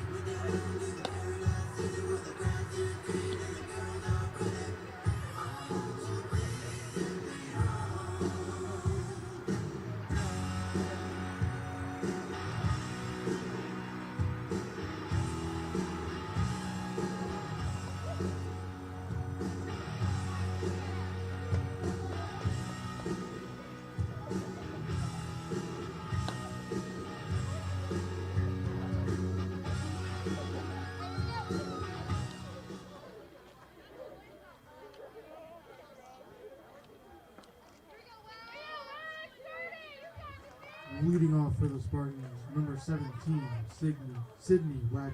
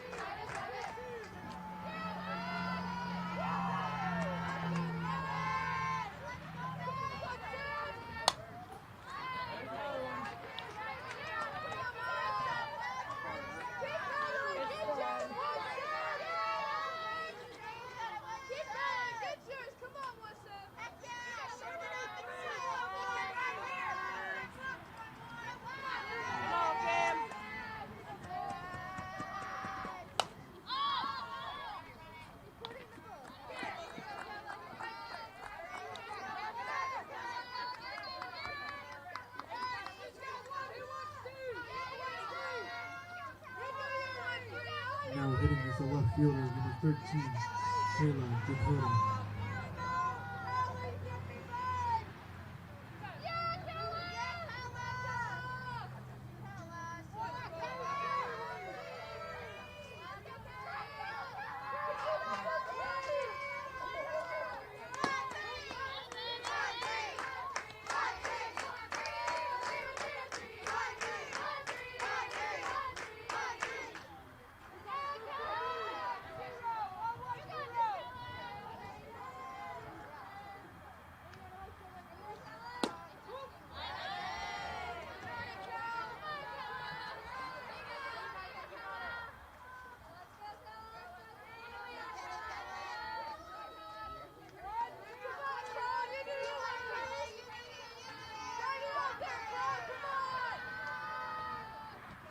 Got her. Nice spot, Cam.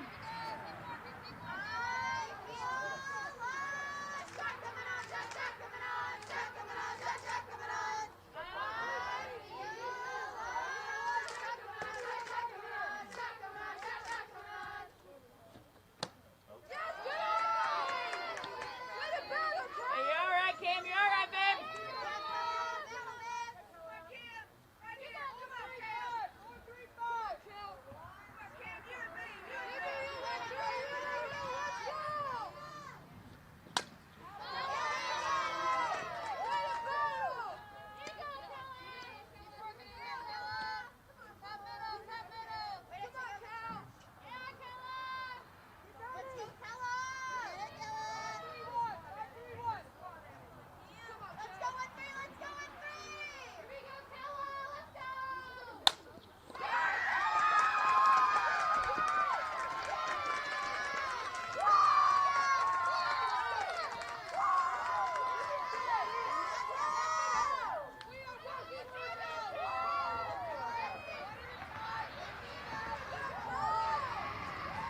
Now hitting is the shortstop, number 10, Sarah Miller.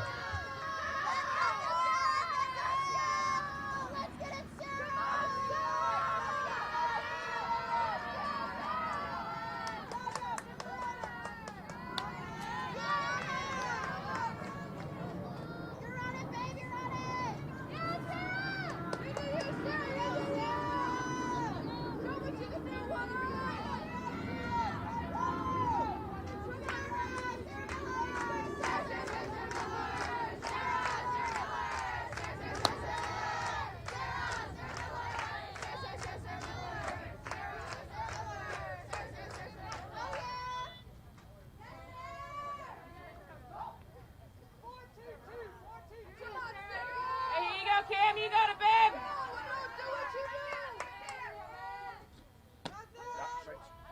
There we go. Nice pitch, babe. Nice pitch.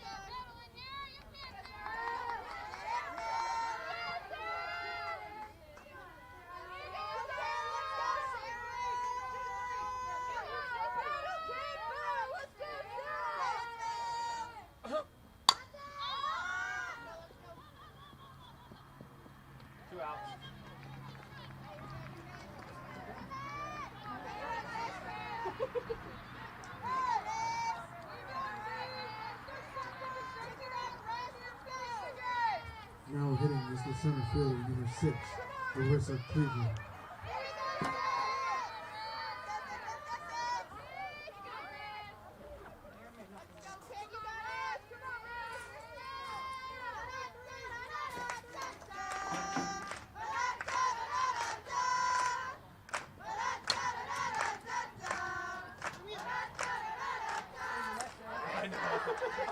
I still get scared by it.